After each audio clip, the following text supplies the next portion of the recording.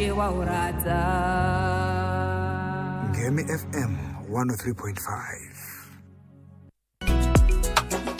Island in the stream, that is what you are. Sail away with me.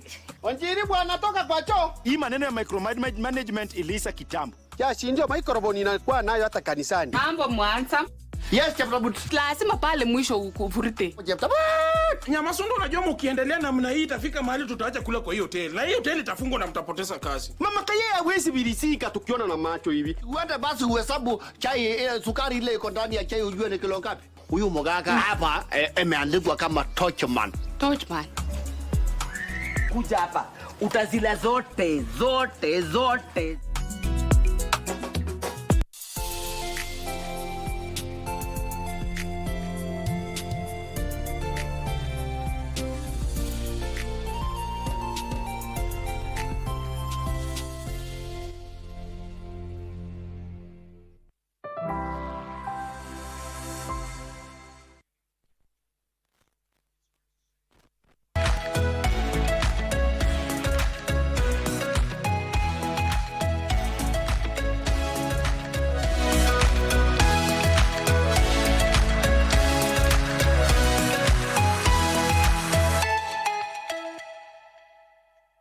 What a beautiful morning. What a beautiful, beautiful, beautiful morning. When I say what a beautiful morning, you all know what I'm talking about. Finally, it has rained.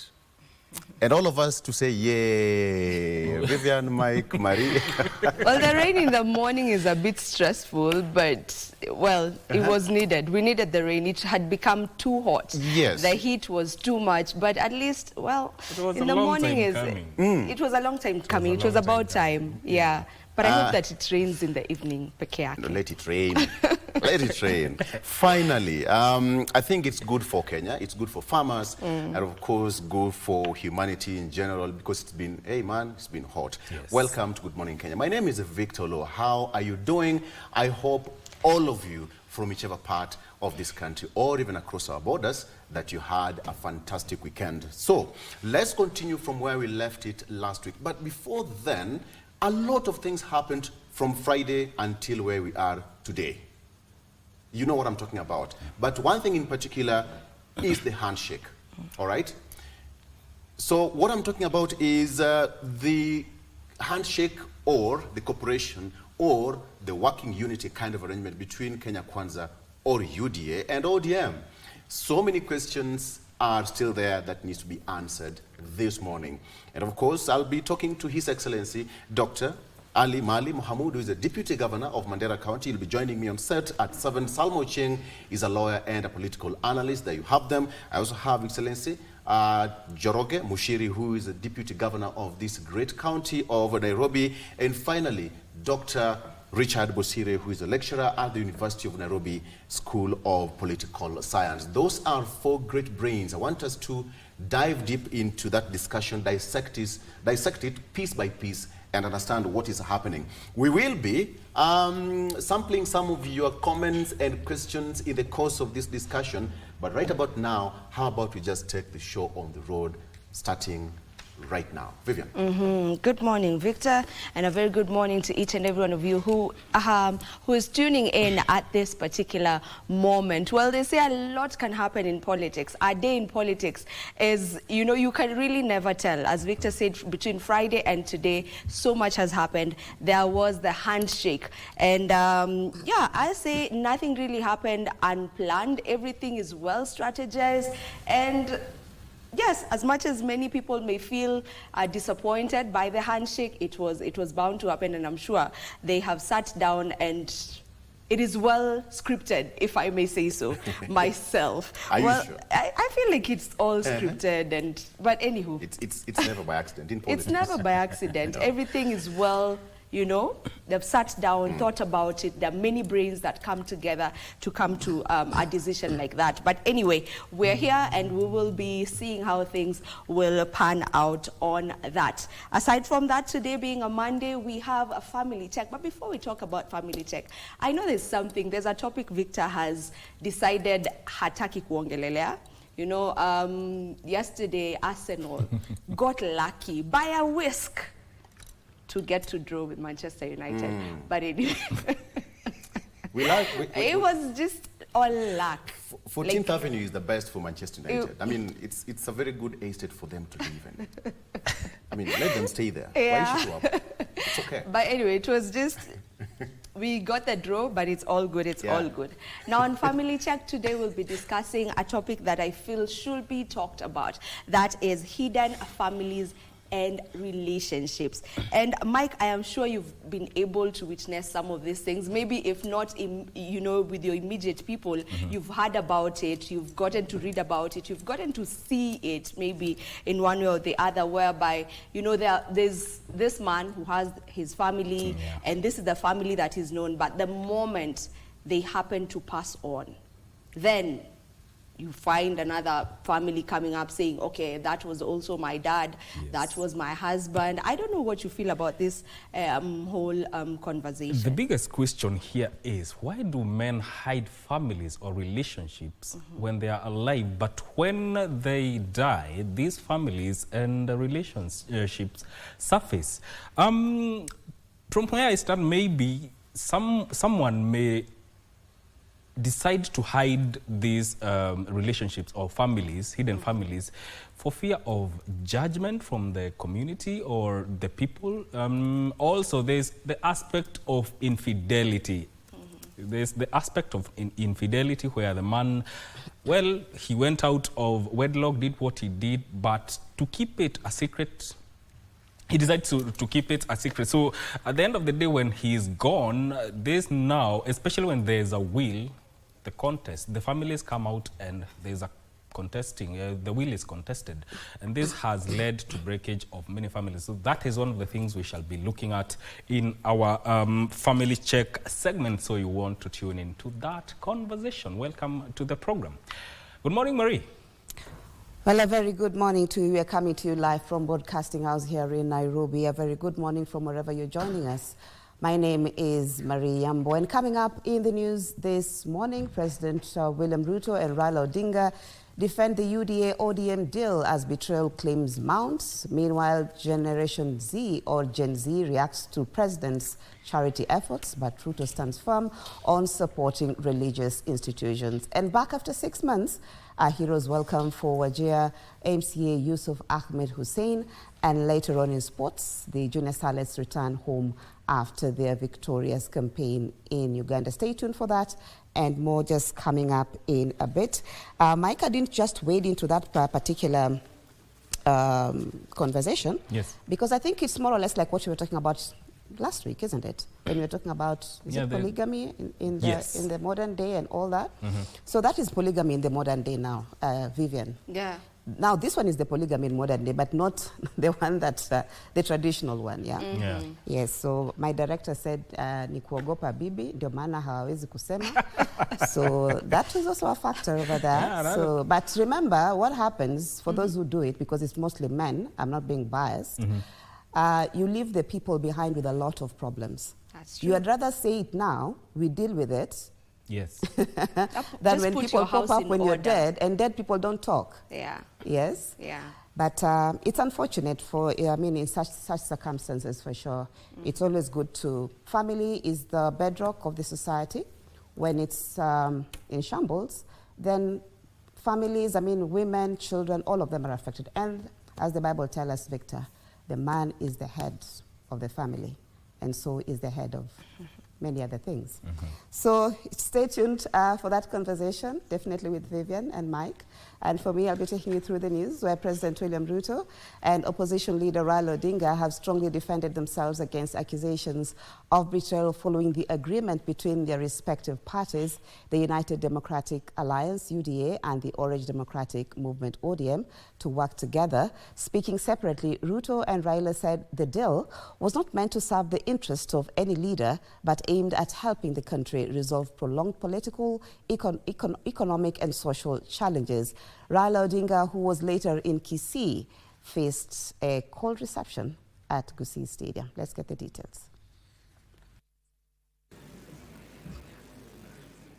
The signing of the cooperation agreement between President William Ruto's United Democratic Alliance UDA and Raila Odinga's Orange Democratic Movement ODM has elicited varied reactions. Those in support of the agreement say it will lay the ground to catalyze development, while those opposing claim it was a betrayal of their supporters. But speaking at a church service in Eldoret, President William Ruto said the agreement would serve the best interest of all Kenyans and not any leader. Who focuses on the interests of the people, who focuses on the interests of the nation. That is important for us to think about. Sentiments echoed by Raila in Migori.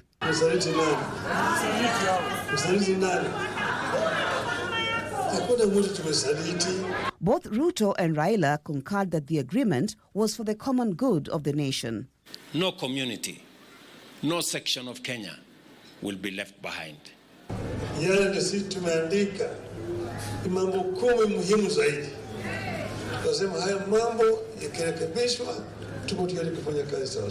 Leaders accompanying them rallied Kenyans to look beyond party lines and embrace the opportunity for meaningful change. We have more that unites us in our country than what divides us.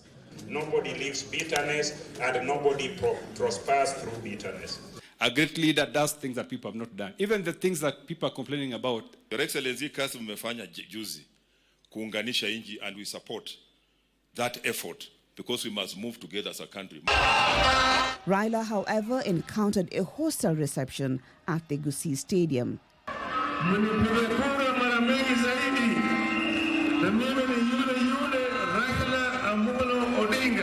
Hakikisha Kenya haiwezi rudi nyuma tena.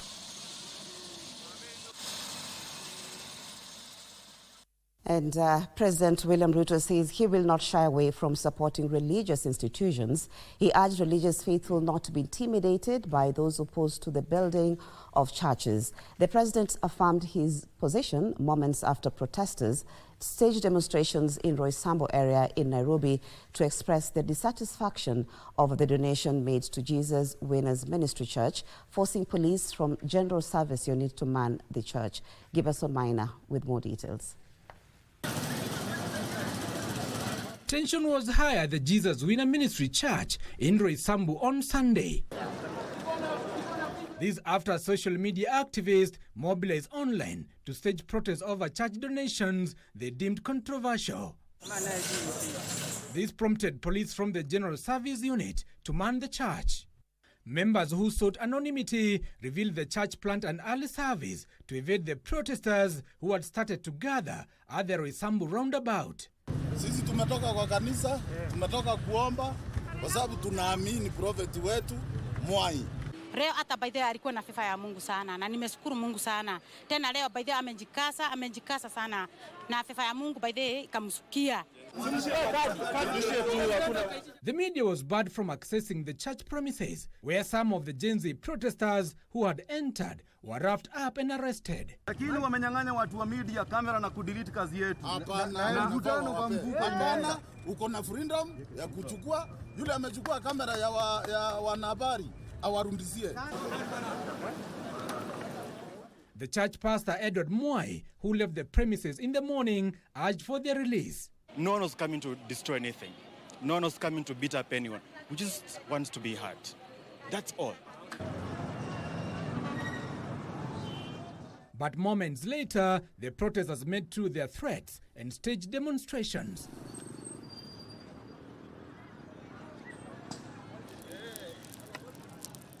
This quickly turning into chaos as police threw tear gas canisters to disperse the crowd.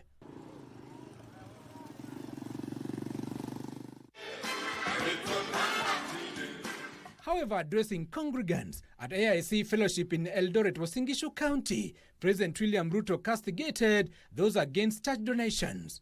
The pushback from the people who don't believe in God, who don't believe that we should be building churches, who don't believe that we should be supporting the work of God in Kenya. I want to say, as the leader of this nation, by God's grace, that this nation, God will be known and this nation will be strong, and we will do great exploits in this nation called Kenya. The president saying he won't be shaken in contributing to church building. Upon this nation, this rock of Kenya, we are going to build God's church, and the gates of hell shall not prevail. President William Ruto says Kenya has made significant progress in development during the first half of the Kenya Kwanza administration. He stated that the government has successfully rolled out its programs, recording growth in the agricultural sector and stabilized the economy, promising even greater transformation in the coming years. Speaking when he joined faithful at the AIC Fellowship Annex in Eldoret, Owasengesho, the president assured Kenyans that the country is on the right track. President Ruto also highlighted the progress of economic zones, emphasizing that economic growth has made it possible to allocate more resources for road infrastructure. He further stressed that development and unity go hand in hand, saying a united country will achieve even faster progress. Agenda for the good of all, according to Isaiah 40. So, katika ibada hii ya leo, na najua karibu inafikia katikati ya muhula huu wa miaka mitano. Nasema namshukuru Mungu sana. Kilimo imepiga hatua ya kwenda mbele. Uchumi imepiga hatua ya kwenda mbele.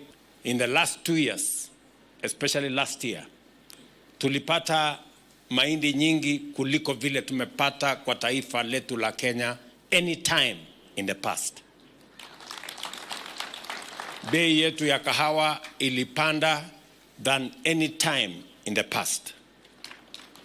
Tumevuka bilioni 200 kwa kuuza chai yetu kama taifa la Kenya for the first time in Kenya.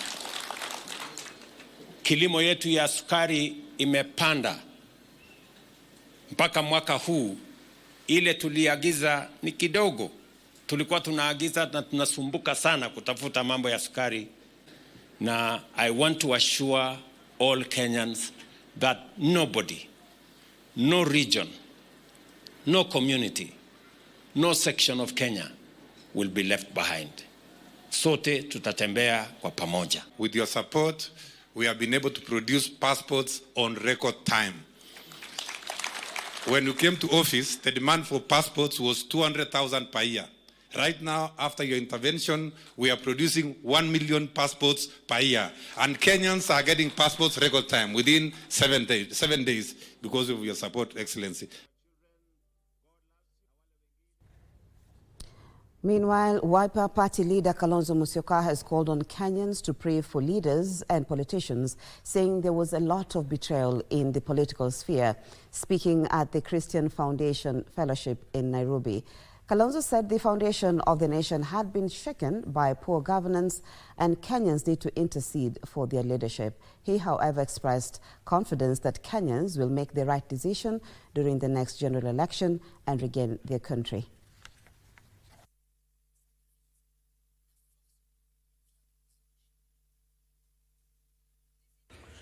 When the foundations are shaken, what will the righteous do? Our foundations as a nation are truly shaken. And that is where there is hopelessness. Over 6 million of our young Kenyans going through university and they are not able to get work. And there is desperation at the home front. There's even lack of fish because they go out to the industrial area to look for those jobs and there are none. Foundations get shaken when we can't even take our children to school. When the funding model is not able even to make sure that children from the poor families are able to access higher education. Foundations are truly shaken in Kenya.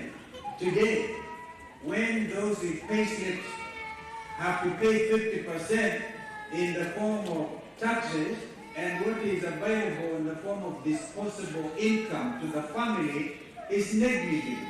Foundations truly get shaken. And that is the state of our nation today. And that is why there's need for national repentance. There's betrayal all over. Brother betraying brother. But the very interesting betrayal is that of politicians. Politicians are needy. Please pray for them. I'm one of them.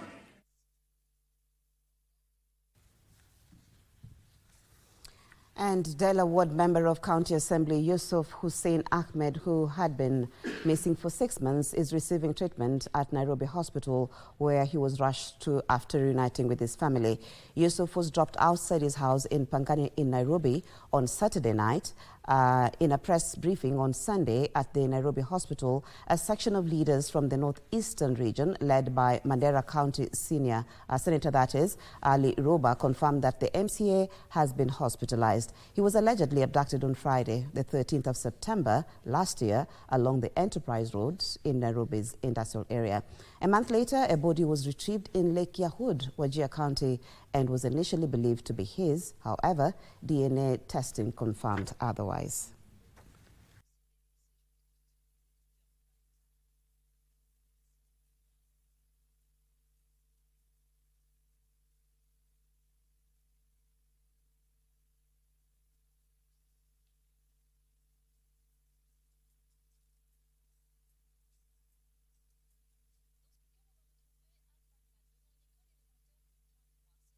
We hope and pray that he is back in his holistic self without having suffered irreparable damage in terms of his physical well-being.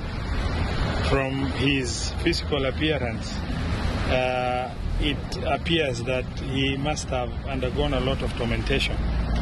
We pray to Almighty God that he will regain his self through proper medical attention. We have been looking for him. He has come back with to us. He has rejoined with his family. We have nothing much to say, but just to thank Allah for bringing him back. Any other issue will take some time. We will have to find some time to go through so that we come back to tell you more information.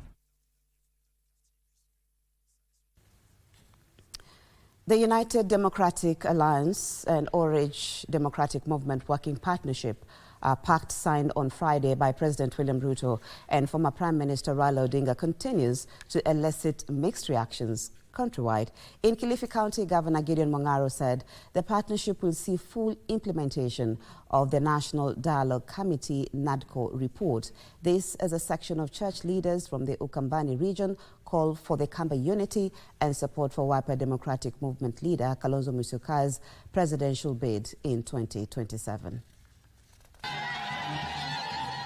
Kilifi County Governor Gideon Mung'aro and Malindi Member of Parliament Amina Mnyanzi have hailed the working agreement between the ruling party and opposition outfit Orange Democratic Movement as important for the sake of peace in the country. Sisi kama ni baba sign agreement tena tele tena bado. Sign tena bado. Mtoto nafsi kwa baba. Kabisa. Mimi ni mtoto wa baba. Kwa hivyo pale alipo baba ndipo nilipo mimi. Raila Amolo Odinga jana akaweka mkataba na serikali kupitia rais wetu William Ruto ili masuala haya yajadiliwe pale ndani. Bei za gharama ya chakula zirudi chini. Tuunde kazi za vijana. The deal signed on Friday has also been backed by former Gender Cabinet Secretary and current chair of Kenya Roads Board, Aisha Jumwa, who is calling for both parties to ensure women are given priority in government positions. Isiolo County Women Representative in the National Assembly, Mumina Bonaya, has also defended the agreement between UDA and ODM, dismissing claims that it has crippled opposition politics in the country. Constitution, we have institutions that are tasked with that job of oversighting. We have Senate that is supposed to oversight the county government. We have National Assembly that is oversighting the national government. So more or less, the work of oversighting is happening. This is a section of the clergy and politicians in Nairobi County expressed mixed feelings, saying the confusion surrounding the Social Health Authority should be resolved. Kiongozi anapotuambia jambo tunaamini jambo hilo. Na kwa hivyo kwa sababu wamesema tunangojea kuona SHA. Tukienda hospitalini tupate SHA inafanya kazi. Similar sentiments were expressed by clerics in Kakamega County who are urging Kenyans to be patient.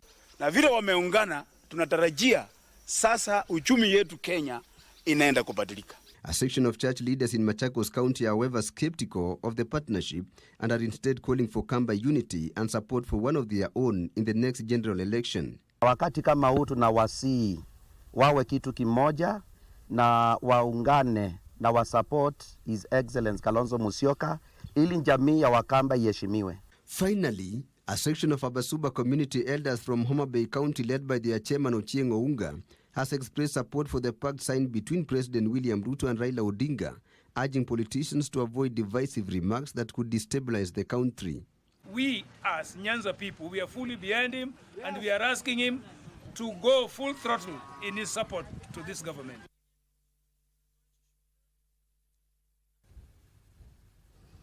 County governments have been encouraged to introduce programs that will help create jobs for the youth to tackle the unemployment crisis. Speaking in Murang'a County during the graduation ceremony for the third cohort of the Murang'a Youth Service Program, former Chief Justice David Maraga stressed that the youth face the greatest challenges in economic inclusion, hence the need for the devolved units to develop strategies that will help empower them. Could retired Chief Justice David Maraga recent margins in the public sphere actively engaging in discussions on national issues potentially hint at his political ambitions? He was the chief guest at the third graduation of Murang'a Youth Service Program.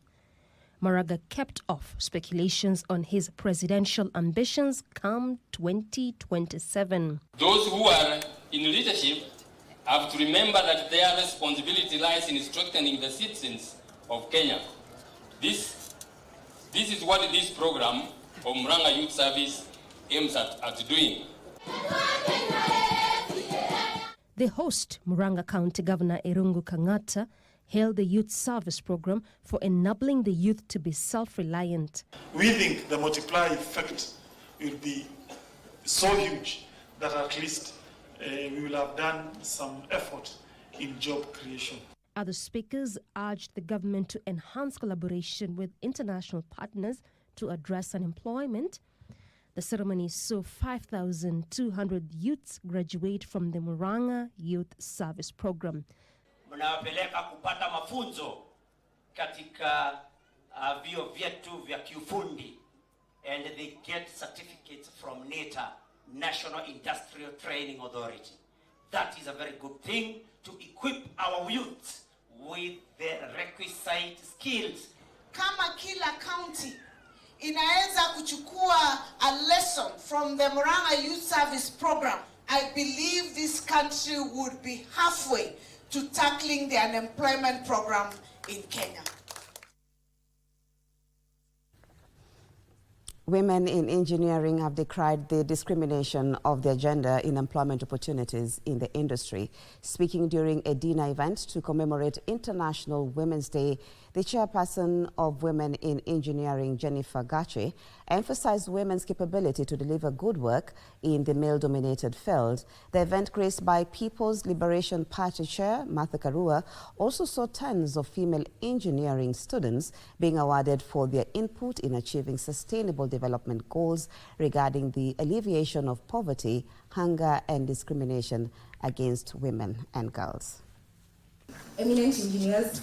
Tens of women and girls from the Institution of Engineers of Kenya, IEK, converged on Saturday evening to celebrate the journey of women engineers who are facing a myriad of challenges as the world commemorated International Women's Day.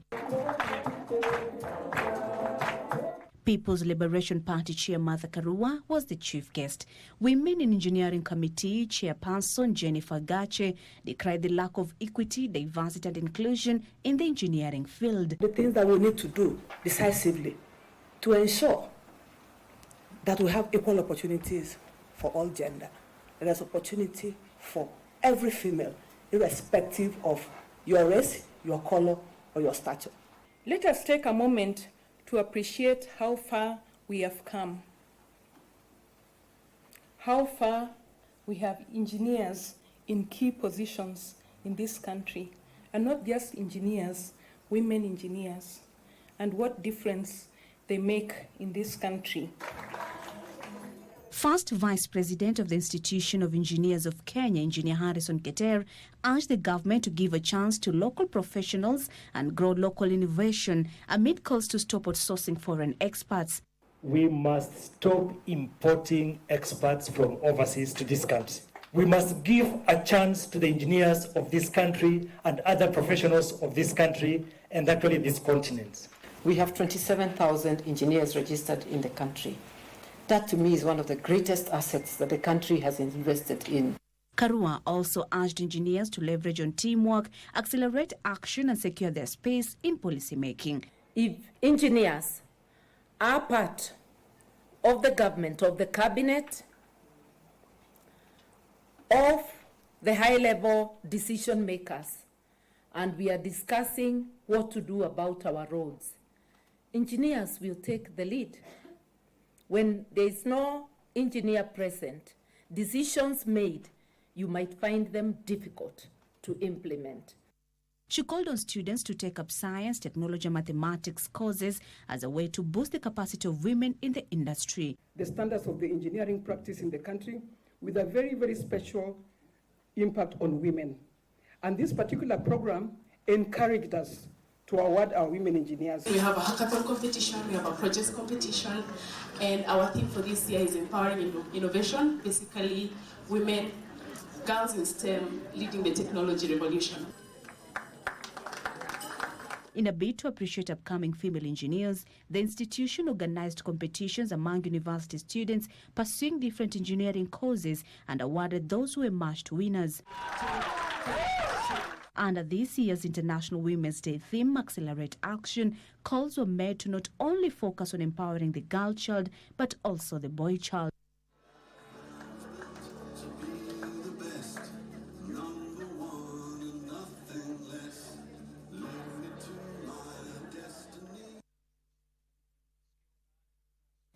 A look at sports, where Kenya Defence Forces KDF defeated Nairobi Prisons in 3 straight sets during the Kenya Volleyball National Women's League, a 4th-leg encounter played at the Nyayo National Stadium. The win was KDF's 3rd in the leg after victories against Young Spikers and Kenya Army.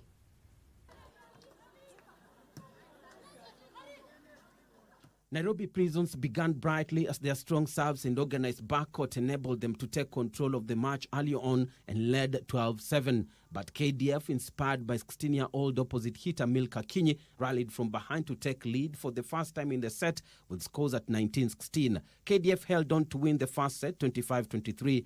KDF maintained the momentum in the second set and won it 25-17. KDF, who are coached by former Malkia Strikers player Jacqueline Baraza, wrapped up the win as they overwhelmed Nairobi Prisons 25-13 in the third set. I'm very happy for my girls for winning this match.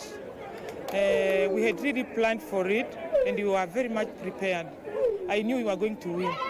My girls were not settled, but later on they relaxed and played their game. Role yangu ni kama advisor kwa timu, kupea timu morale, juu wakiona the more nacheza hivyo pia wanapata fight, juu after all nimetoka maternity, so kila mtu anaona huyu hawezi nishinda, lazima niweke bidii. The win keeps alive hopes of KDF making it to the playoffs, while Nairobi Prisons must win their rescheduled fixtures to revive their chances of featuring in the knockouts. 2 games remaining, and I'm sure you'll have the 6 points that will make us go to the playoff brackets.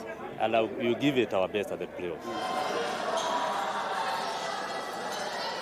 Elsewhere, Stanbic Aces suffered their 4th loss of the season after going down 55-43 to Strathmore Swords during their Kenya Basketball Federation Women's Premier League match played at Nyayo Gymnasium. Strathmore, ranked 5th, won the first quarter 11-7, but Stanbic fought back in the second period with the quarter ending 11-all. Strathmore won the last 2 periods 16-14 and 17-11 to bag their 6th win. Jacqueline Atieno top scored for Strathmore Swords with 11 points as Margaret Nerea contributed 7 more points for the victors. Stanbic, ranked 3rd in the league after an impressive run on their debut top-flight season, will be seeking to bounce back when they face USIU Flames in their next fixture. It was a tough game, a competitive one. They were very competitive. mostly the runs, the beaters on runs, but we have a lot to improve on, which we are going to do. And coming the next second leg, when we meet them, we will be much better. Being our first time in the Premier League as Stanbic, we've done much better. We are doing well, actually, compared to how we thought we would. So yes, it's a win for us, because each day we get better, each day we thrive, each day we meet more competitive people, and we will get there. Joyce Otende top scored for Stanbic with 7 points, as Frida Kandie added 4 points.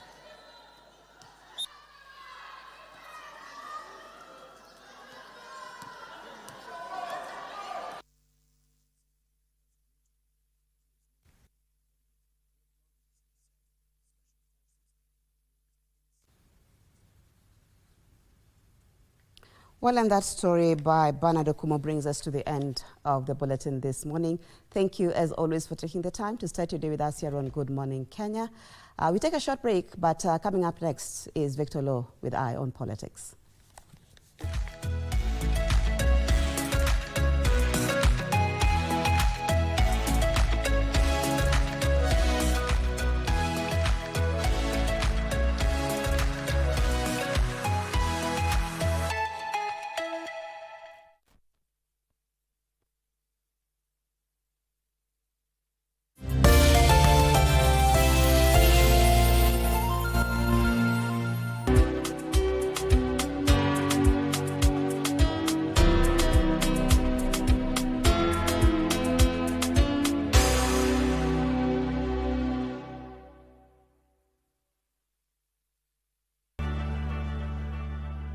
Are you a talented artist? Or are you passionate about a topic you want to discuss? But money can be very hard to find for an upcoming artist. Don't worry, Studio Mashinani has got your back. Sign up on ajira.co.ke to book a session with our music and video producers across the country. Work on your music, jingles, spoken words, and even podcasts to realize your dream. All for free. Studio Mashinani, Radani Talent. You call again? I'll break your leg. Hey, can you open it wider? Do you see it? He seems to have found a job. Not bad. There's progress. What's the problem? Do I have to come over and invite you myself? Your schedule is free. Have you ever been... Wellness is important in our daily lives, so that instead of just surviving, we should be thriving. Ways to prevent a stroke or heart attack is for you to know what conditions you have by regular checkup. People don't know they have hypertension. People they don't know they have diabetes. I was pre-diabetic. I was afraid of getting lifestyle diseases because I come from a family that has lifestyle diseases. How do you know if your cough is due to a serious condition? We'll have some answers. Stay well and strive to make every day a healthy day.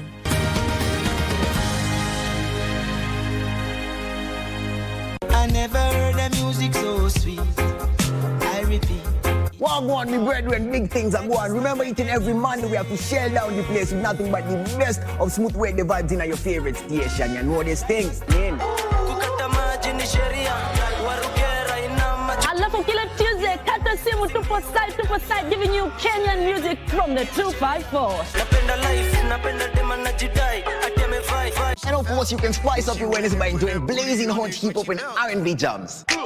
We don't got no label. She say she want bottles. Vibes and vibes as we go all across Africa, Kenya, Nigeria, Ghana, all the way to Tanzania to give you nothing but the best on Afro Thursday. Make sure you make a date with us each and every single Friday. With me, DJ_Liza Diva. DJ Cold. And me, Wanjiko. This is Club One Extra. Unanifanya nisikie kunyongwa. Hatija ai, money especially ukisonga. Island in the stream, that is what you are. Sail away with me. Onjiri bwana toka kwa choo. Hii maneno ya micromanagement ilisa kitambo. Ya si ndio microphone inakuwa nayo hata kanisani. Mambo mwanza. Yes, Cheptabut. Lazima pale mwisho ukuvurute. Cheptabut. Nyamasundo unajua mkiendelea namna hii itafika mahali tutaacha kula kwa hiyo hoteli. Na hiyo hoteli itafungwa na mtapoteza kazi. Mama Kaye hawezi bilisika tukiona na macho hivi. Uende basi uhesabu chai sukari ile iko ndani ya chai ujue ni kilo ngapi. Huyu mganga hapa imeandikwa kama Torchman. Torchman. Kuja hapa. Utazila zote.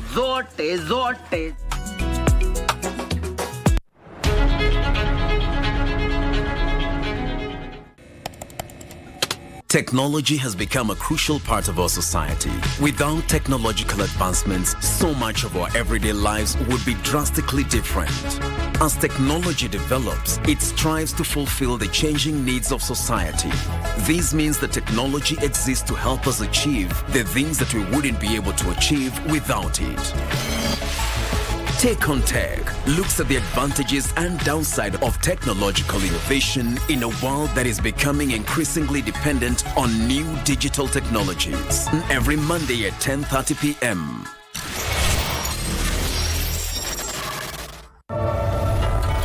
You call again? I'll break your leg. Hey, can you open it wider?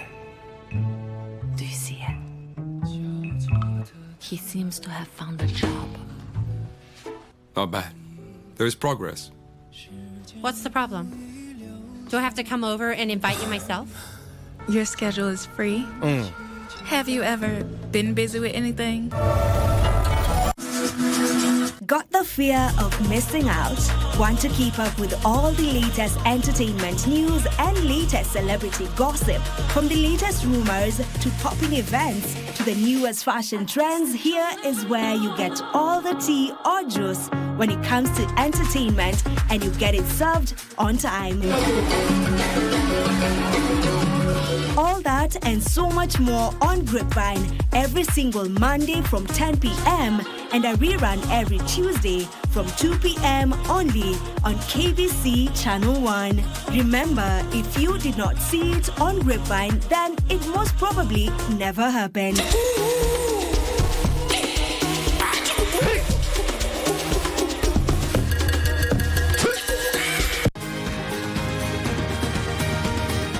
Wellness is important in our daily lives, so that instead of just surviving, we should be thriving. Ways to prevent a stroke or heart attack is for you to know what conditions you have by regular checkup. People don't know they have hypertension. People don't know they have diabetes. I was pre-diabetic. I was afraid of getting lifestyle diseases because I come from a family that has lifestyle diseases. How do you know if your cough is due to a serious condition? We'll have some answers. Stay well and strive to make every day a healthy day.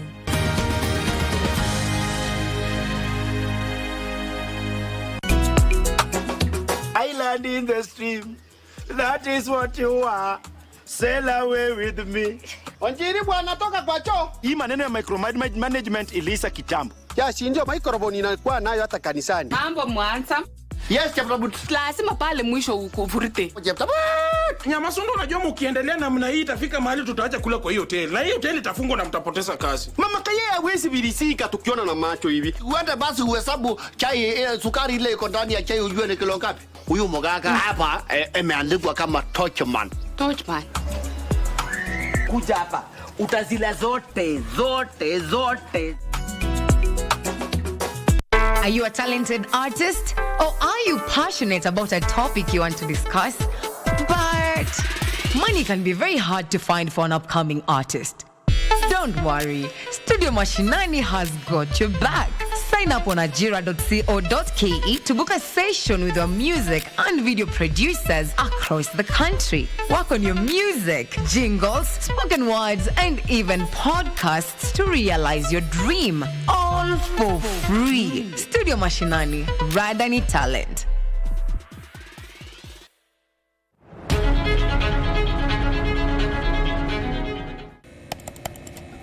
Technology has become a crucial part of our society. Without technological advancements, so much of our everyday lives would be drastically different. As technology develops, it strives to fulfill the changing needs of society. This means that technology exists to help us achieve the things that we wouldn't be able to achieve without it. Take on Tech looks at the advantages and downside of technological innovation in a world that is becoming increasingly dependent on new digital technologies. Every Monday at 10:30 p.m.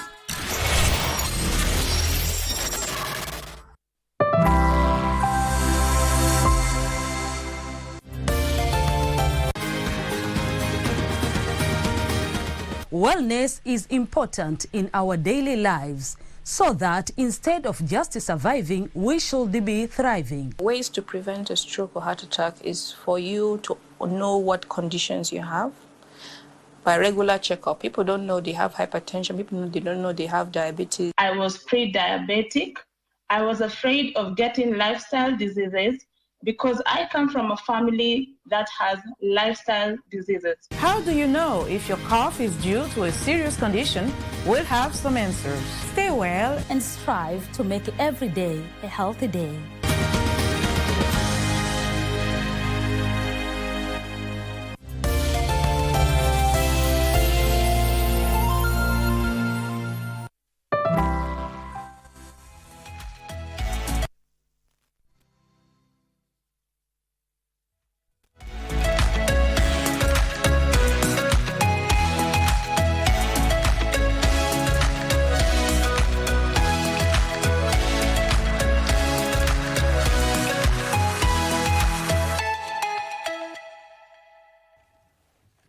Welcome back. It's now 20 minutes past 7 a.m.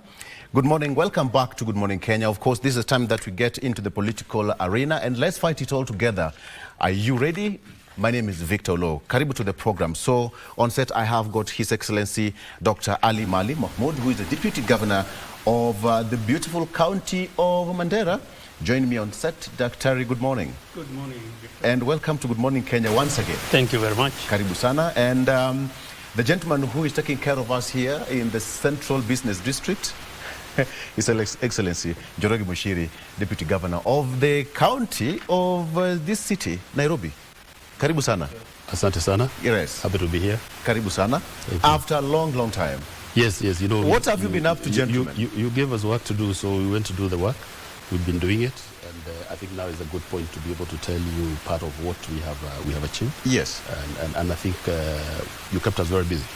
So we've been happy that we are able to deliver for the citizens of Nairobi. We have done many things to help, and the first thing that I would probably say is that, for example, we have the flagship Digital County program, which has been a phenomenal success, and which has helped us feed over 300,000 children daily with a hot meal, and that gives them assurance that every day they'll be able to get at least one decent meal. So many things that have been going on. A lot is happening in the county. Yes, very many things. You will tell us more about that later on. Yes.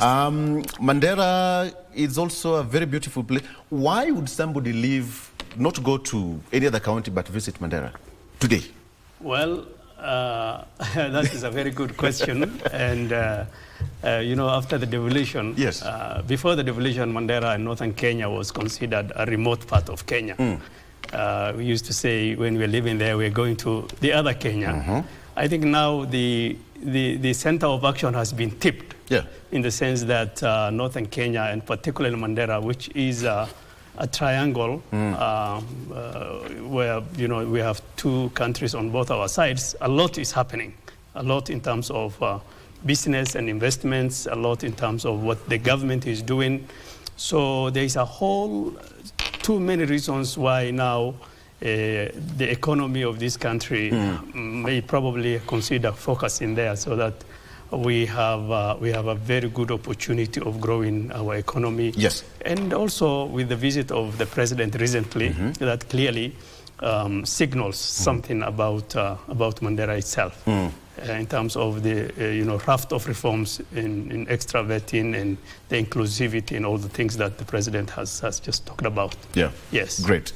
More we'll be asking as we continue the program. But then, gentlemen, let's start where we should. A lot happened over the past weekend, and we are all here talking about that unity kind of agreement between the president and ODM leader Raila Odinga.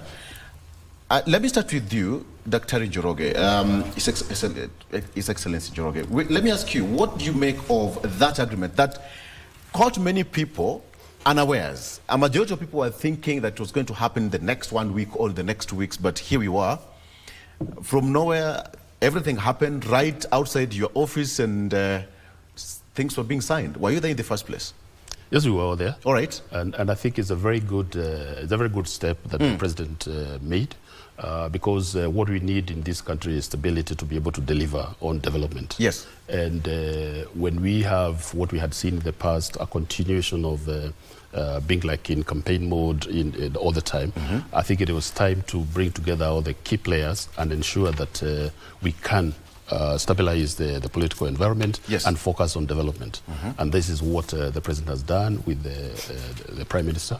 And I think that's a very good step forward, and it's going to help us achieve the commitments that we made to the population when we went for elections.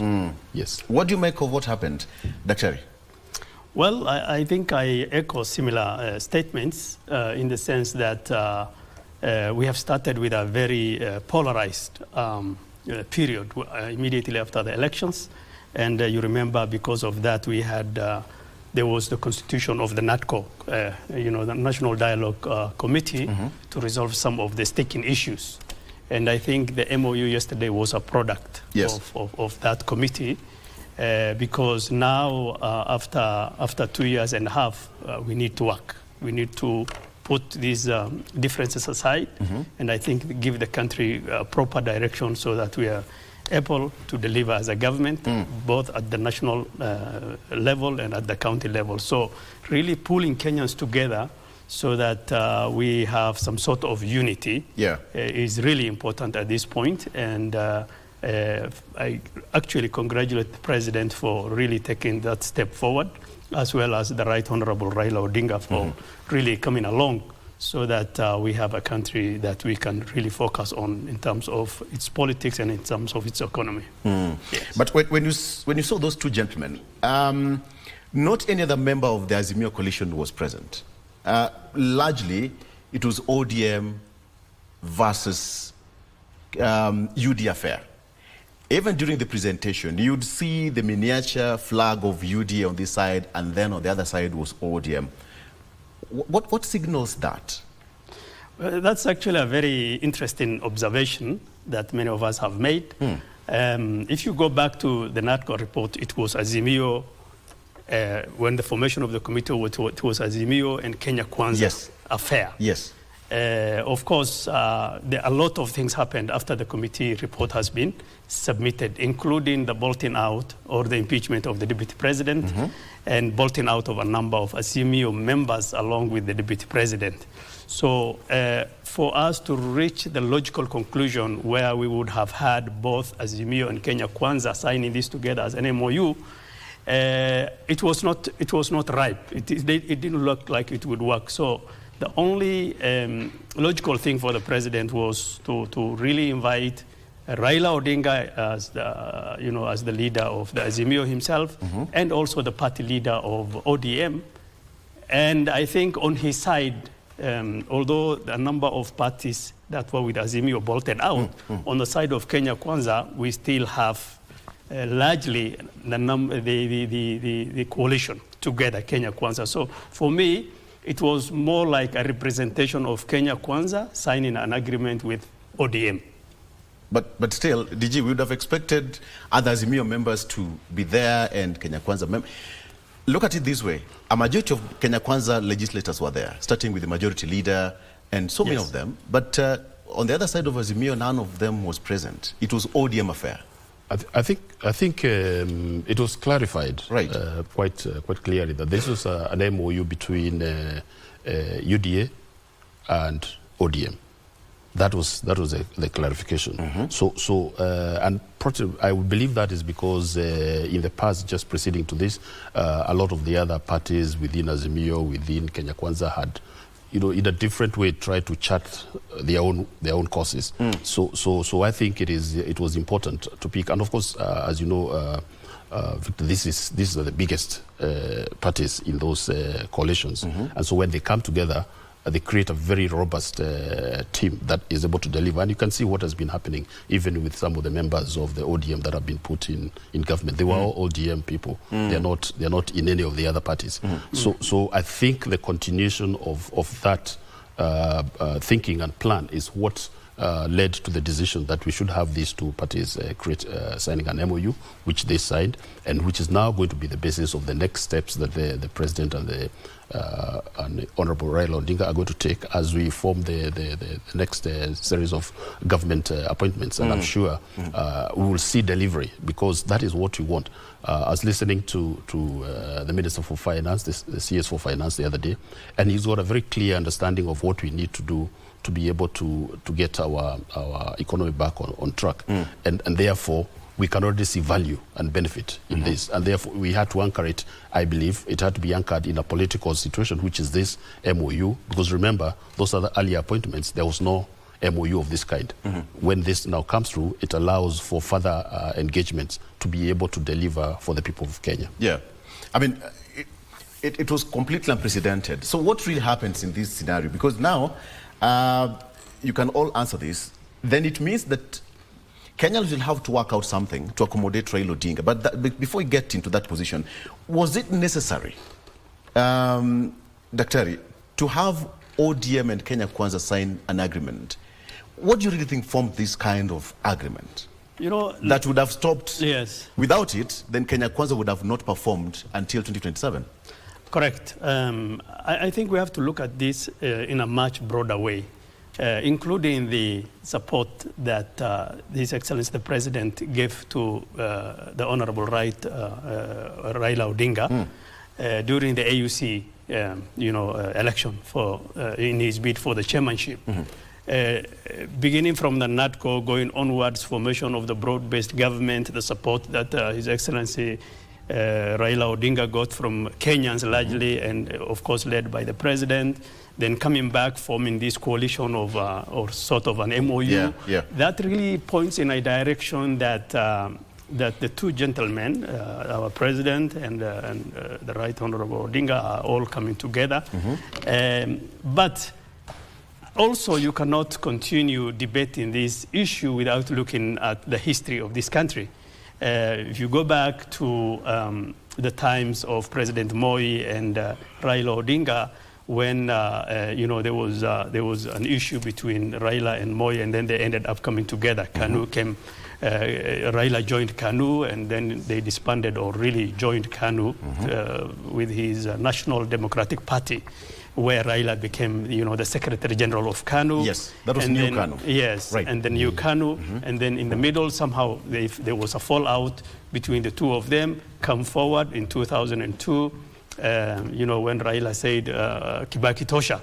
And Moi decided to go with Uhuru.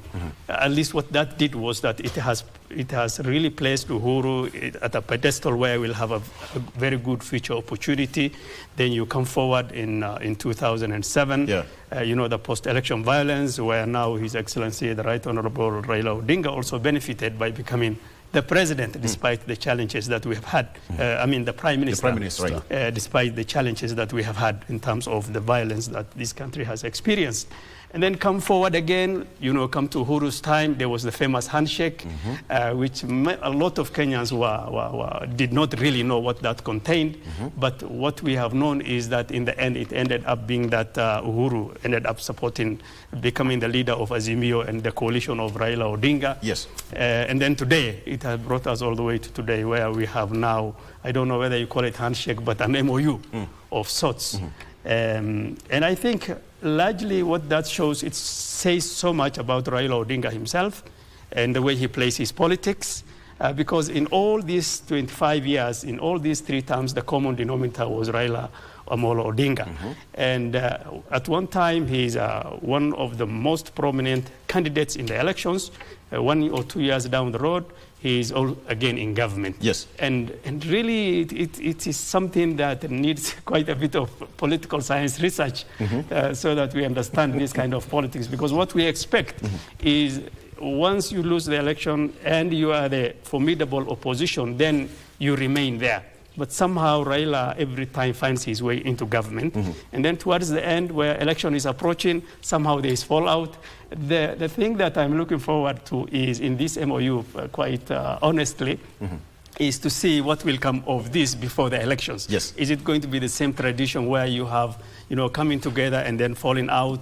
Is it a situation where Raila will now be part of the government towards closer to the elections? Then at the end he finds that, well, this is the best opportunity for me to be the president. You can remember that handshake? Yes. Again, it came unannounced that nobody saw it coming. Yes, absolutely. So nobody saw it. No, it was abrupt, the same way this happened on Friday. It was very, very quick. So is it a situation where now coming, 1 year from the elections, Raila now will form his own coalition? Again, we cannot rule out the fact that there is a third factor of the Central Kenya and the Kalonzo team now forming a new formation, and that's now a third leg. How will all these things play together? Is it that when we get closer to the elections and maybe Raila is not very happy with this MOU, that he may appeal to this third group from the Central Kenya and Kalonzo Musyoka? Let's welcome Dr. Richard Busire, who is a lecturer of political science, our neighbor here across the fence, University of Nairobi. Dr. Karibu. Thank you. It rained finally. Blessings with some challenges. Yes, it was expected. Welcome to the program. Thank you. Let's take a clip of that one with Raila Odinga and former President, the late Mwai Kibaki. Let's take a look at that. And of course, just going back the history and trying to understand how this actually plays out. Because when you look at what happened on Friday, Dr. now that you are here now, Dr. has also talked about someone should take a keen eye or political science and just study the brains of how Raila Odinga operates, politically speaking.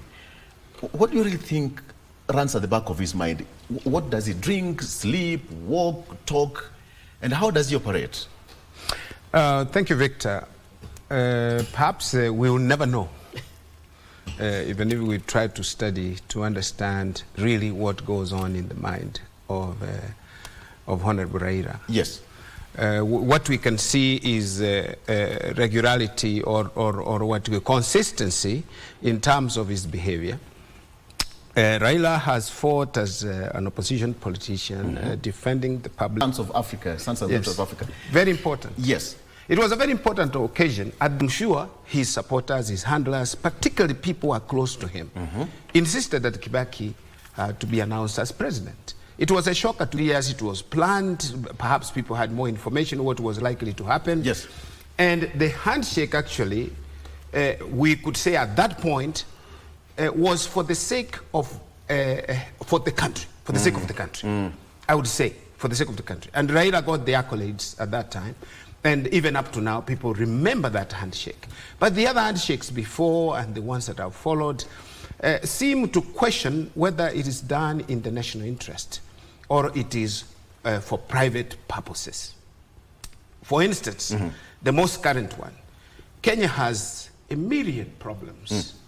Challenges, I would say, ranging from weak institutional governance, talk about corruption, talk about inefficiency of the civil service, talk about unemployment, talk about high cost of living, healthcare issues of failure of the healthcare, program that we have now, SHA, SHIF, whatever it is, that all this is not working, including university funding, that students are not able to go to university. Last year we had 78,000 students who did not join university but who were qualified to join university, which is a serious issue, that there is unequal access to university education as unprecedented, as it has never been before. So there are big issues. We are not talking about fighting. If there are big issues and we have government in place, government of the day, so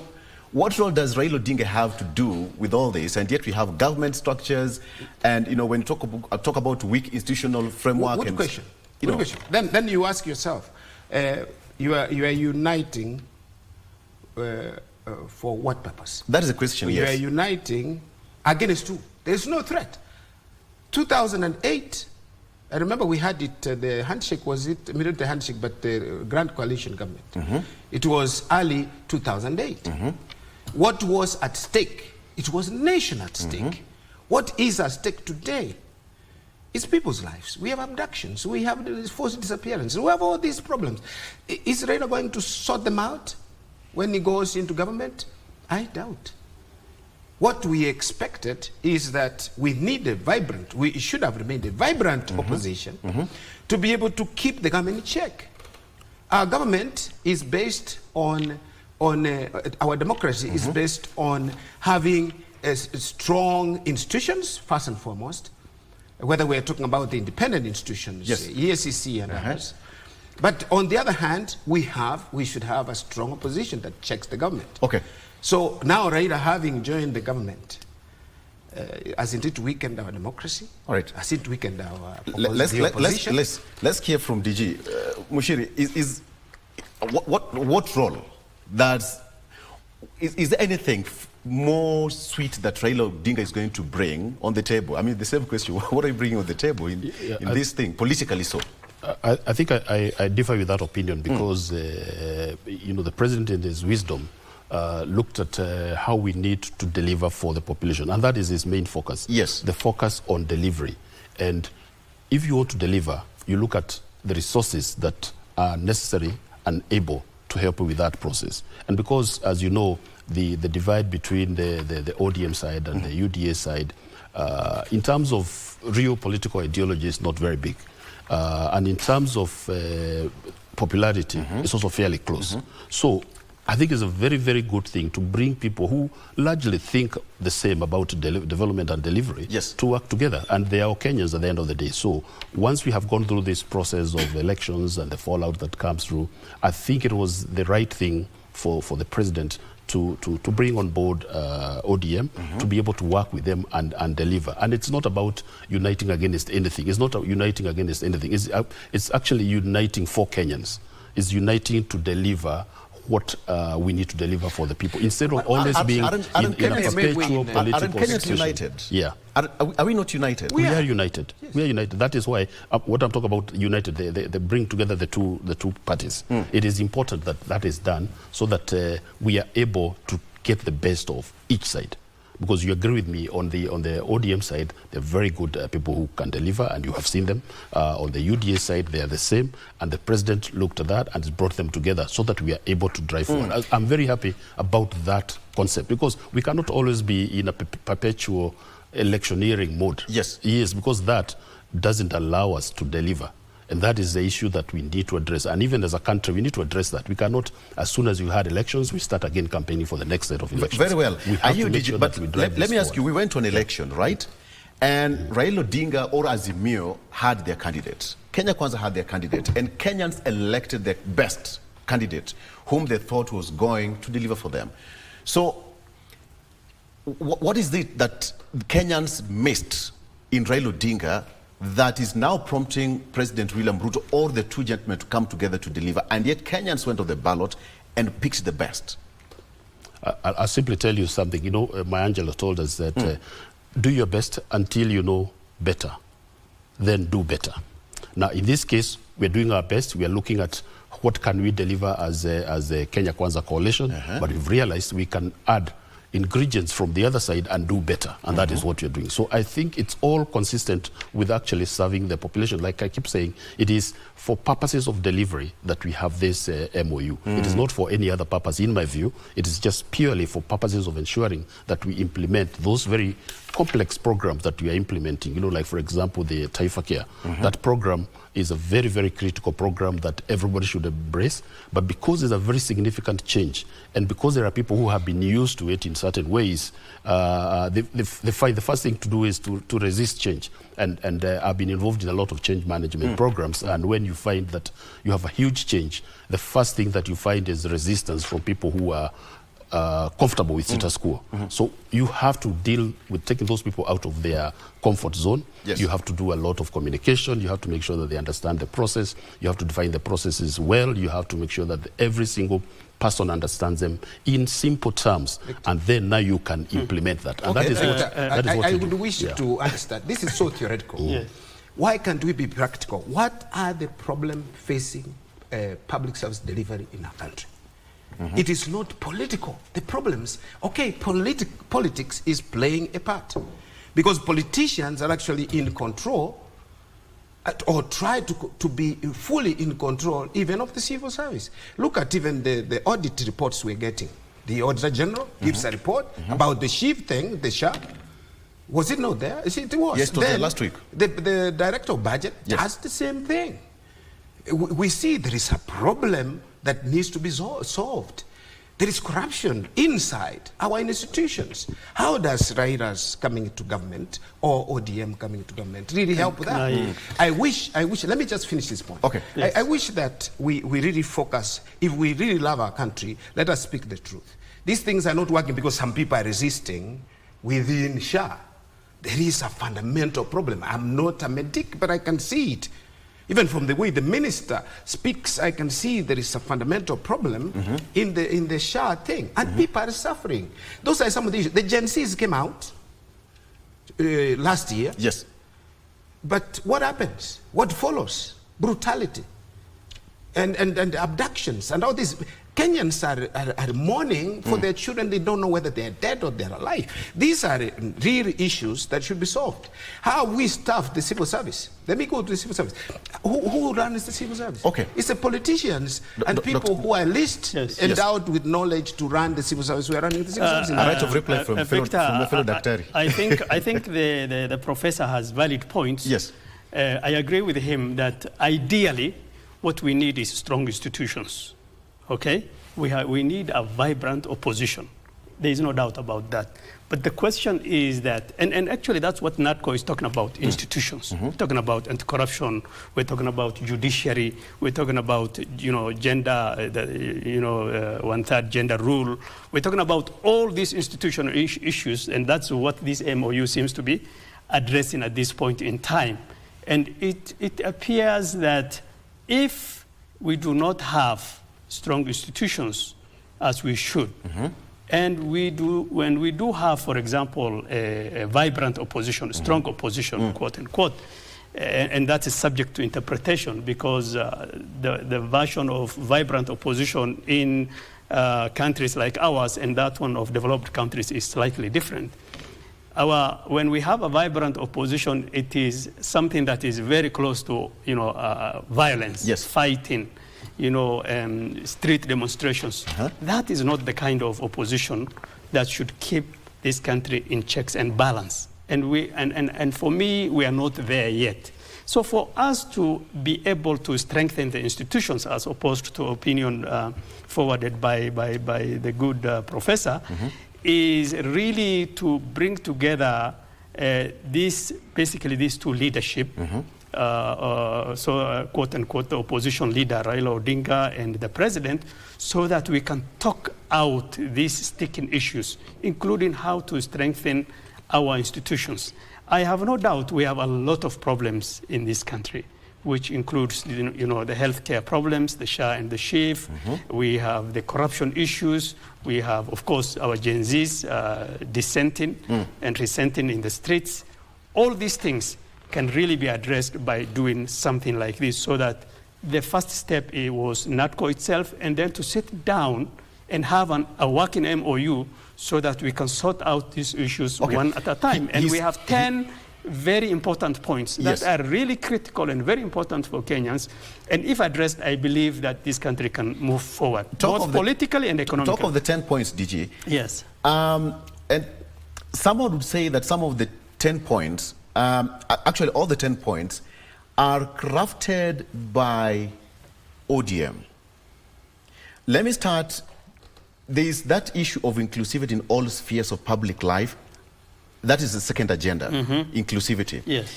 Then now, let's come to the addition. The leaders also agreed to protect and strengthen devolution. Whose voice is that? Well, Raila has been fighting for devolution first of all, for far too long. Let's keep this correct. Yes. This has not been drafted by ODM and UDA. This is an ADCO draft. This is an NADCO report. So in a nutshell, what they are doing is essentially presented. an execution of the NADCO report. Right. But the execution now is, as opposed to Azimio and Kenya Kwanza, is now being done by two parties, the ODM and the UDA. I see. Yeah. I see. Yes. But there is a problem, if I may chip in. There is a problem I see. When we talk about, like DG here said, we are not ready for that kind of position. How? 60-what years of independence? 60-what years of independence? What constitution do we have? What kind of constitution do we have? Kenya has leaped forward. We cannot wait like America or another country. We are a fast-paced country in very many respects.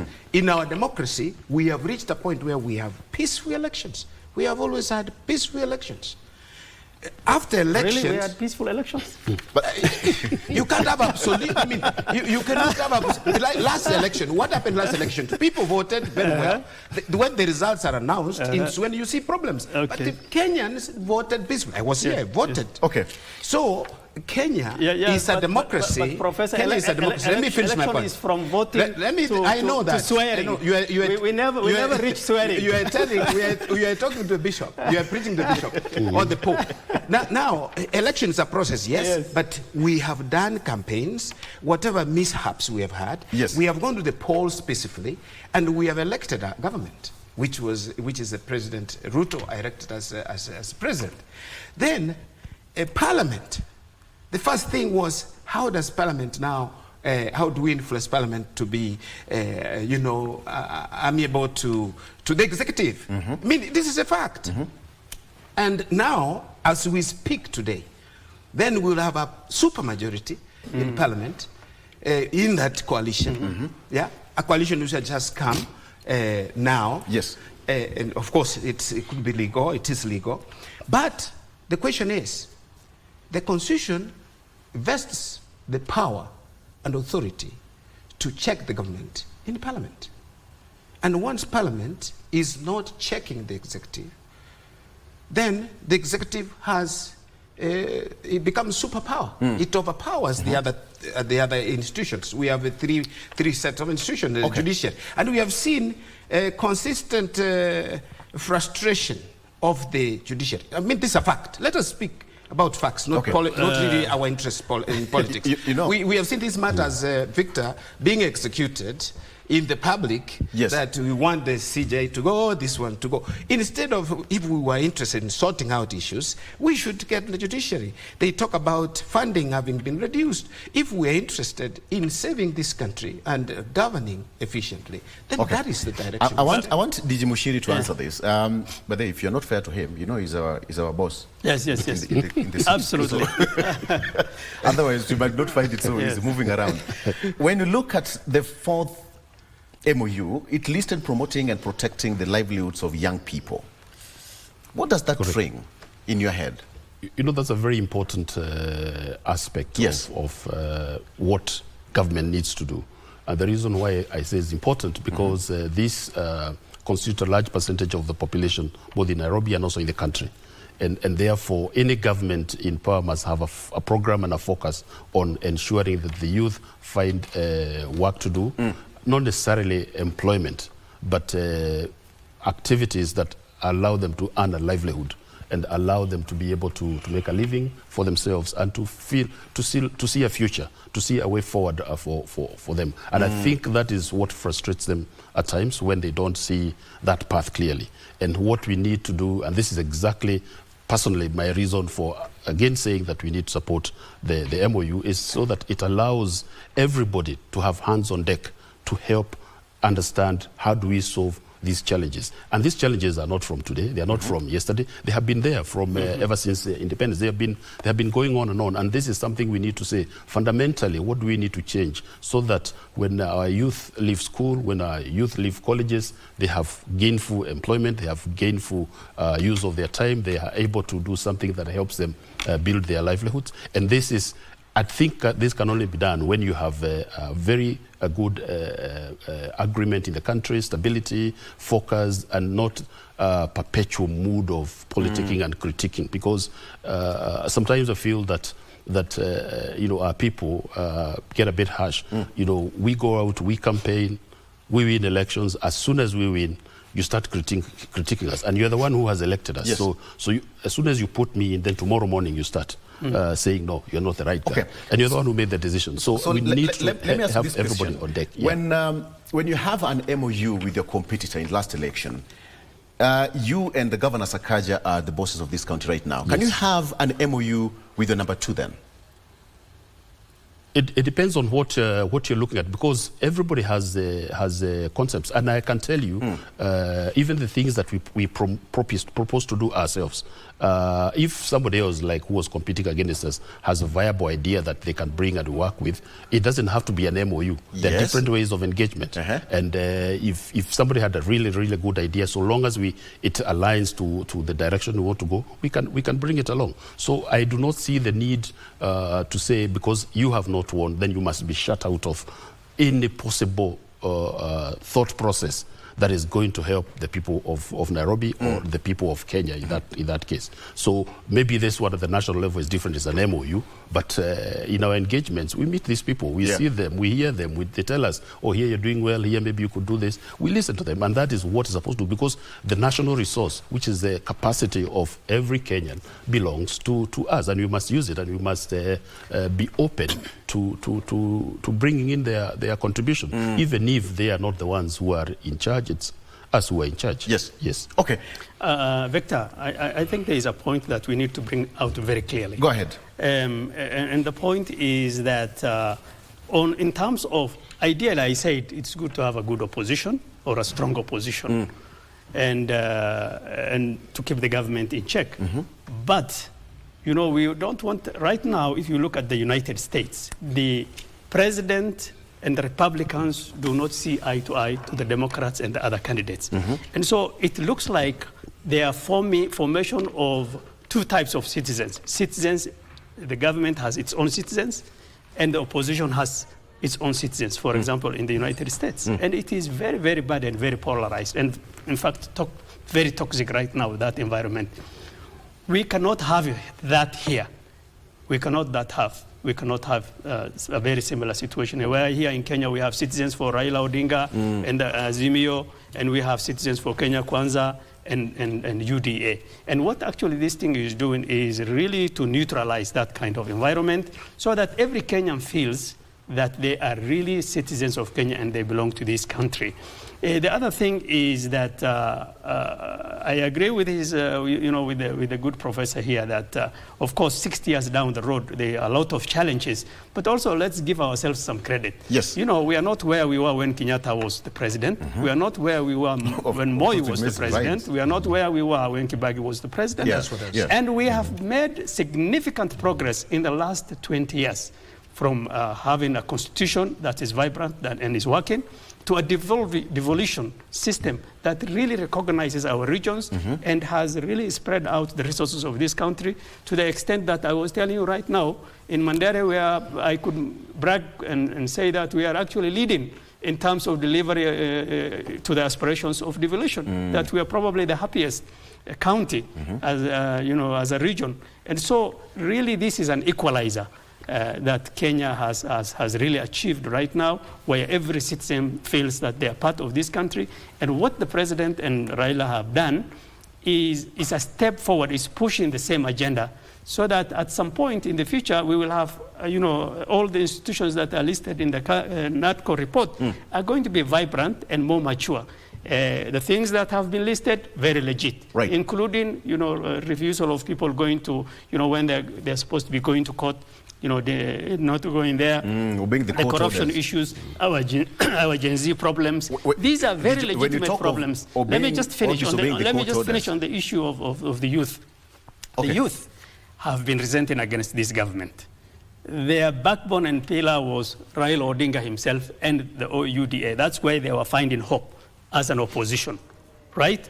Now, by bringing these things together, it looks like they have listened to the grievances of the youth. Yes. By including this, if you look at this, almost 3 of the points are things that are revolving around the youth and youth agenda. And so clearly, this is a process that is going to be addressing, and hopefully very soon, some of the challenges that we have. Let's take a break. Let's take a break. And we come back. When you talk of youth banked on Raila Odinga, someone would ask, Raila Odinga became number 2 in the last election, and they picked the best president, the best candidate then. And we saw what happened yesterday in Kisii. Gusii Stadium, Raila Odinga was heckled and there was a walkout from the stadium. So what do you think is happening out there? We are taking a break, but to come back, I have got 3 gentlemen. Dr. Richard Busire, University of Nairobi lecturer, School of Political Science. Dr. Ali Malim is also the Deputy Governor of Mandera and our boss here in the county. We have to be very good, our best behavior, otherwise we may not have it so easy. Njoroge Mushiri, Deputy Governor of Nairobi. Our phone lines will be on, so talk to us. What do you think of the union or the unity between President William Ruto and Honorable Raila Odinga? Our phone lines are 0716 10 3301. 0716 10 3301. Our lines will be on after this break. Stay with us. We'll break.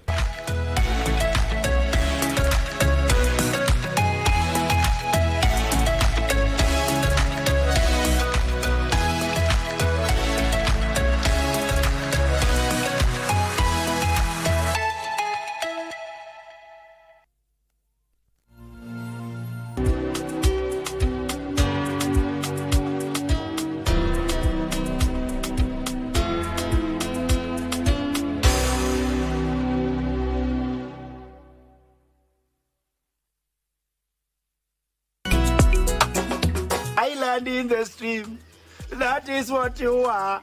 Sail away with me. Wanjiri bwana toka kwa choo. Hii maneno ya micromanagement ilisa kitambo. Si ndio microphone inakuwa nayo hata kanisani. Mambo mwanza. Yes, Chaptabut. Lazima pale mwisho ukuvurute. Chaptabut.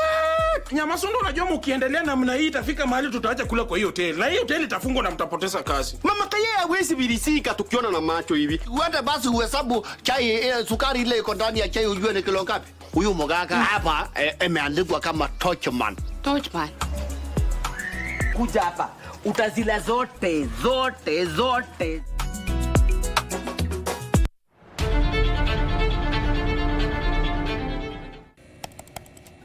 Technology has become a crucial part of our society. Without technological advancements, so much of our everyday lives would be drastically different. As technology develops, it strives to fulfill the changing needs of society. This means that technology exists to help us achieve the things that we wouldn't be able to achieve without it.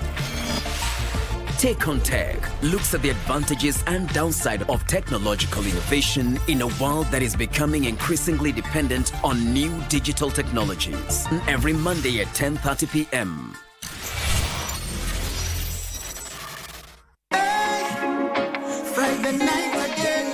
Greetings in the name of the Most High Jah Rastafari. My good name is Marley Moses, the positive warrior, alongside... Yes, sir, DJ D-Rage, the baddest. Each and every Wednesday from 10 p.m. on KBC Channel 1 TV. Tunakuletea the biggest reggae party in 254 in a yard extra. Extra niceness of reggae music. Extra dose of entertainment. When the thing is nice, we have to do it twice.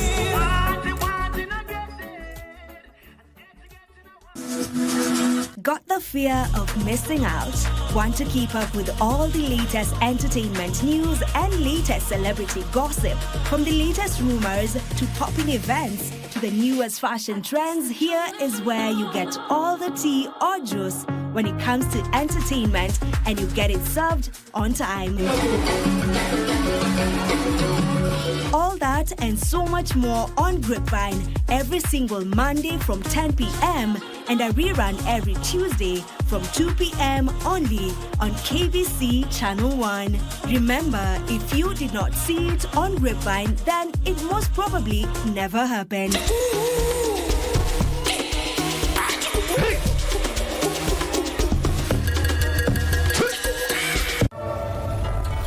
You call again, I'll break your leg.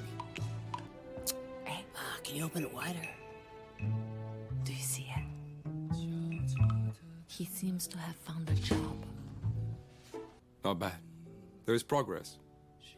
What's the problem? Do I have to come over and invite you myself?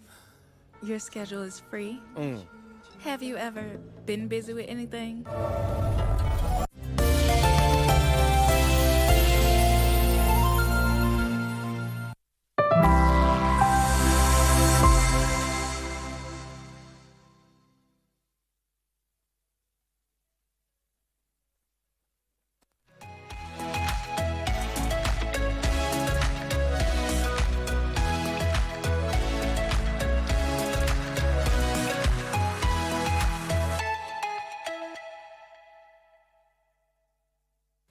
Welcome back. Welcome back. All right. So, as I said, our phone lines will be on shortly. 0716 103301, 103301.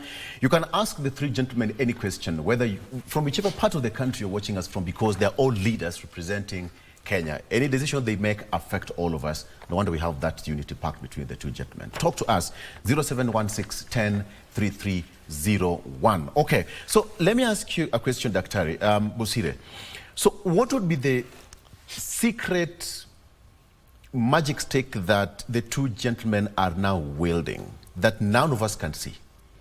I would say this, Victor, that these are two politicians who are never politicians, self-interested. Self-interest. Self-interest is really what defines politics.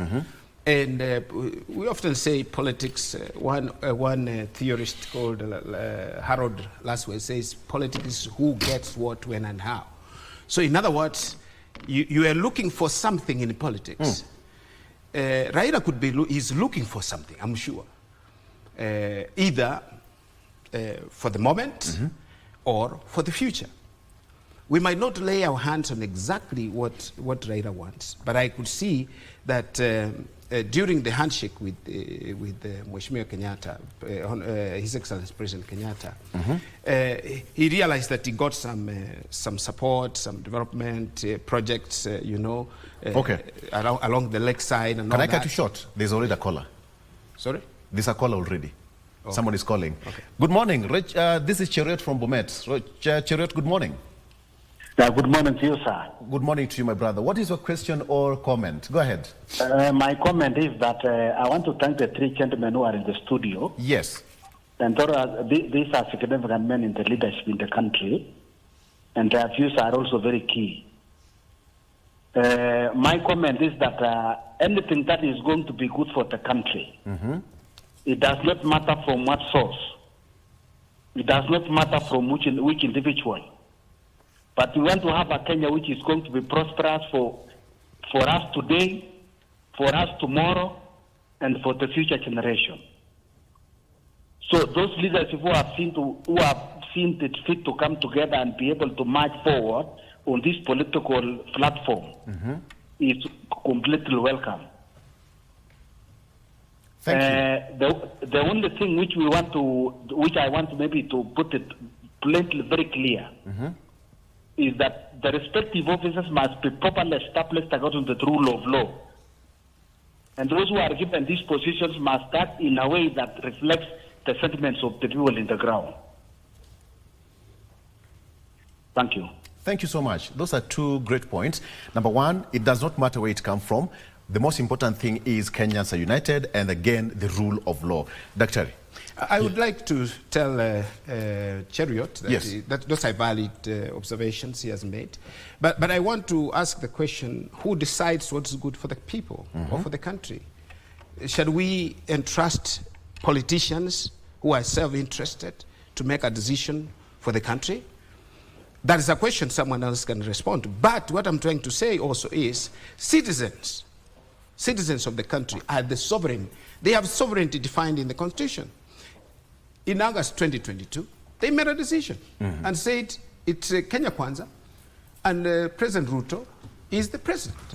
His Excellency is the president. So why are we changing or subverting that will of the people to decide what is good for Kenya today? In fact, we are not at war. We have issues today. I remember, I appreciate DG Mushiri's comment on the youth issues. Yes. Youth unemployment. How do we deal with youth unemployment? A good education. Let them access education. Well, TVET, education in secondary school. Government must invest in education of our children, as we do as parents, because we sacrifice everything to educate our children. So a good education. We also opportunities. Provide opportunities. Provide hope for the youth. What is being done today?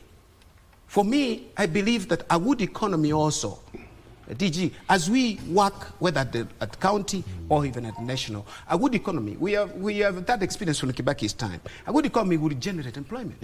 People would have something to do. But our economy is so low. Another point I wanted to raise is, what is the cost of credit? What is the cost of credit? What's the cost of credit? It's too expensive. They can't access credit. The programs we have on credit that are public do not give sufficient information, sufficient financing to the youth and to the rest of the business people in the country. All right. What about the cost of power? Can I comment on that as well? How are they going to reduce the cost of power, the cost of credit? Let me also get a caller from Mombasa. Then I come to DG Mushiri. I'll come back to you. This is Isaac from Mombasa. Isaac, good morning. Morning, too. What is your question or comment? My comment is... Yes. There is too much opposition in Kenya.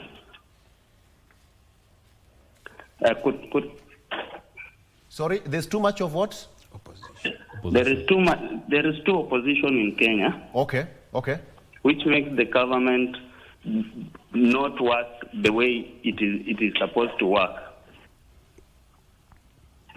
There is too much opposition in Kenya, which makes the government not to work the way it is supposed to work.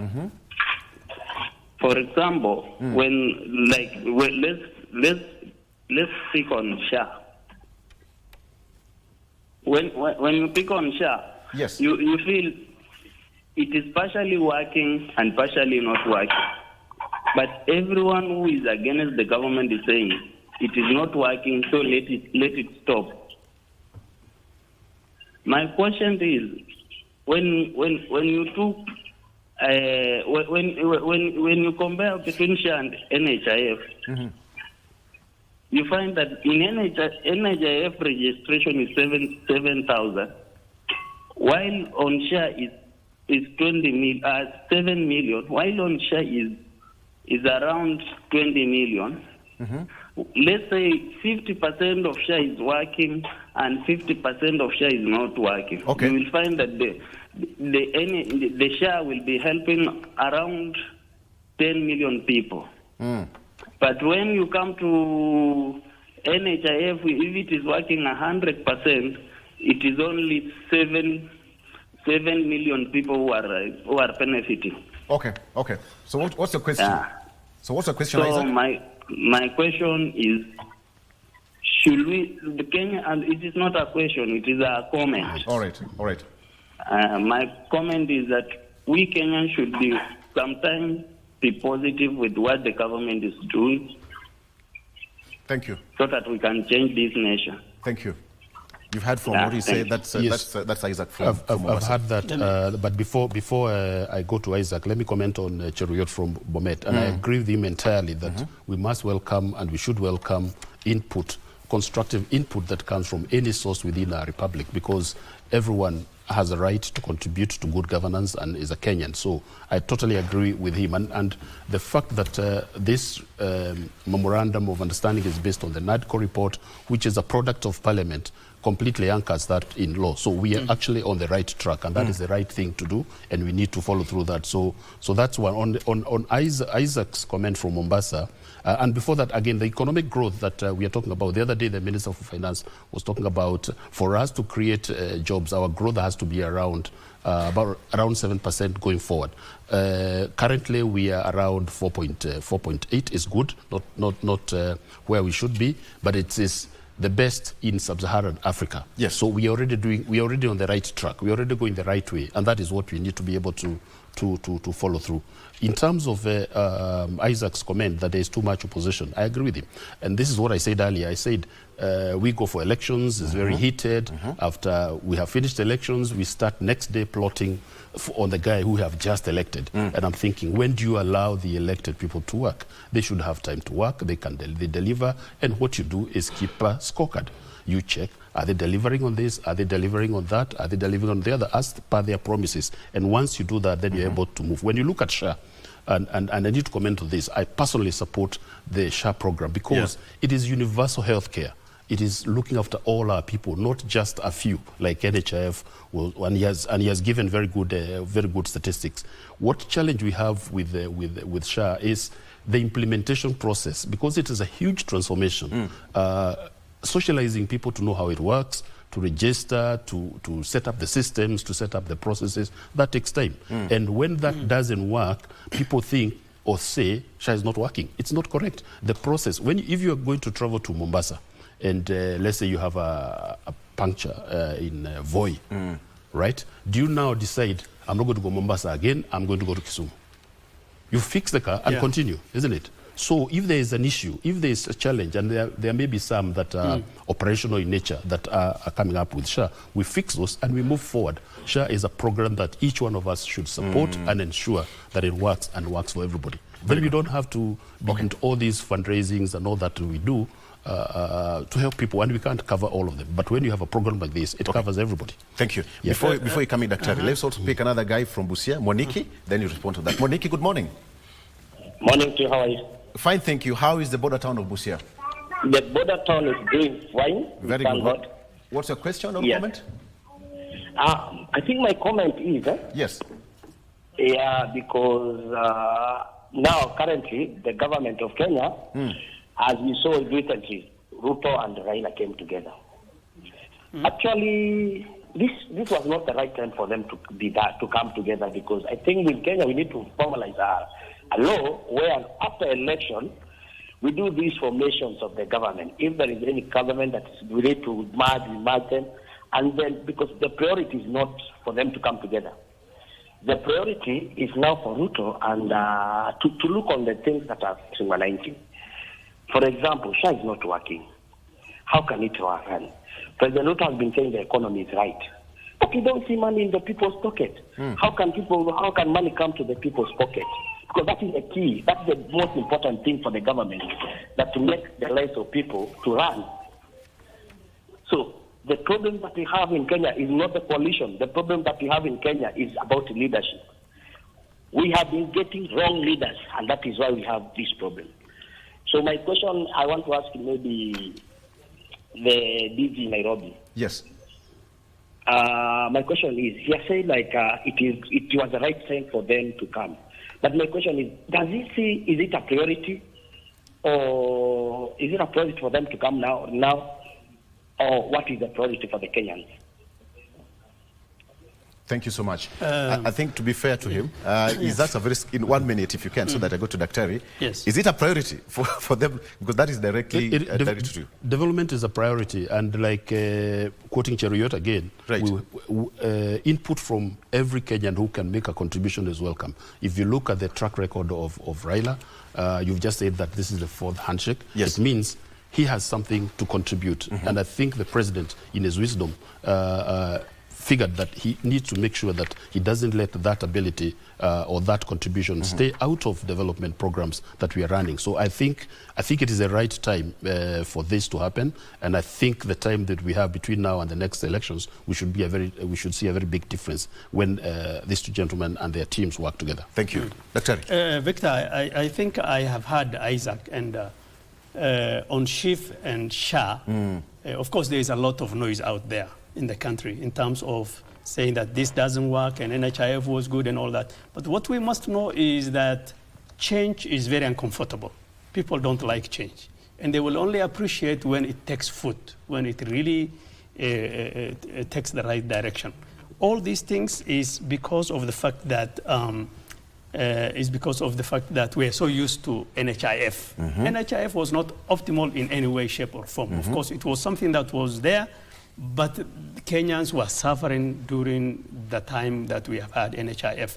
This, as the DG said, is a universal healthcare, and I think it has a lot more benefit for Kenyans than NHIF will have. And I think I ask Kenyans and urge them to register for this thing, give it time, so that we can start seeing the benefit. Okay. On the, on Mwaniki's, I think our problem. Another caller. Yeah. Before she hangs. Yes. Chelagat from Eldoret.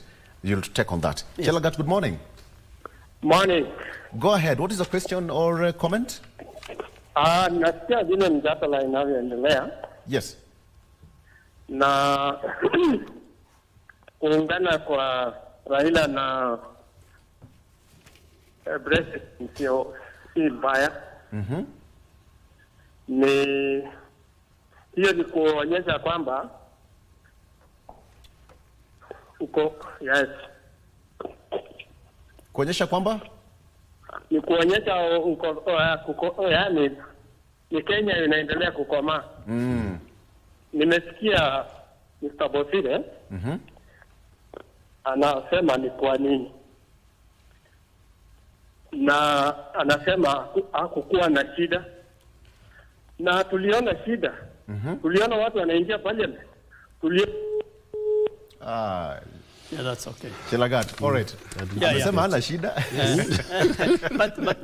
But Moniki said that our problem is leadership. Yes. You know, it is very interesting. Ideally, there is no time that we have said during Uhuru's time, Kibaki's time, whatever's time, there is no one time that we have said, we have the right leadership right now. I think this is the way we're going to go. Every incumbent must be criticized. And of course, they are set a lot of weaknesses. But what we have to work with, what we have right now, because this is a government and leadership that is legitimate, that was given the mandate by the people. When Dr. Baraza said that who is supposed to, said who is supposed to dictate, who is supposed to give directions. Of course, the current leadership is supposed to give directions, Dr. because they have been given the mandate to lead the country and to guide the country. And coming together itself is a leadership decision that they were mandated to do. How they do it, when they should do it, no individual can dictate it. It's up to their calling. And as I said, we're all leaders. I am the Deputy Governor of Mandera. He's the Deputy Governor of Nairobi. And we believe that the mandate we have been given by the people to us is to deliver to them. And we believe that we will be doing our best possible strategies and skills to ensure that we deliver to our people.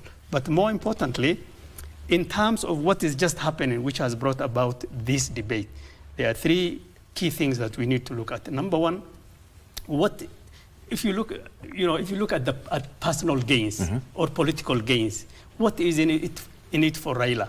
Raila Odinga is an elderly statesman right now. I don't think his possibility of going into elections for a sixth term as an 80-year-old man is fading very quickly. One of the best ways for him is right now to align himself with the government so that he remains relevant, so that he leaves legacy, and so that he can coach people to take over from him. Ideally, that's what we are looking at. For William Ruto, he's a sitting president. He has a lot of threats. And one of the biggest threats is Raila himself and ODM and Azimio. So how do you neutralize or reduce that threat? Hold on, let me finish. And that is the point. Is to bring him on board. Okay. So that in his view, in his best view, is that for him to focus and reduce these noises around, bring your enemy closer. Is to bring the opposition, quote unquote, your enemy, quote unquote, closer. No, let me finish. What does that do? What does that do to Ruto? It is also counterproductive in a way, in the sense that because you have been pushing Raila over the years, now by bringing him in, you have legitimized a new power, parallel power, that you cannot do without it. So essentially now, Raila is a far better place than he was yesterday, because he has been recognized, he has been legitimized. And then the third factor is the Gachagua-Kalonzo axis, which now really will be weakened because of this coalition. So I think that's that's an interesting way of looking at it. Let me start there. Because we of course, there is a point when we say we bring leadership together and we govern, become more stronger, more focused, and all those things are important. For me, I want to look at beyond the politics. How does this change the lives of Kenyans? For me, that's the greatest challenge. And I agree with the DG here, Mandela, when he says, there is politics, and the political interests are there, and he has identified them clearly. There is also, make it very clearly, why now? Why was the handshake before? Because Gachagua is exited. Yes. Now, the Murima has left the Mutandao. Now we have to get a replacement to provide support for the government. It is again politics. How do we unite a country when one person, one community, let me say generally as a community, let me say generally, one community leaves, then another community replaced. And this is not new in our country. This is not new in our country. As you wind up, let me ask you this question. These two communities. Can you answer this question in 30 seconds? Yeah. What should you expect moving forward? People say that Raila Odinga probably might just bolt out. History has been there before. Raila is not bolting out. I don't think Raila is bolting out. You watch the space. Okay. You see. You look prepared.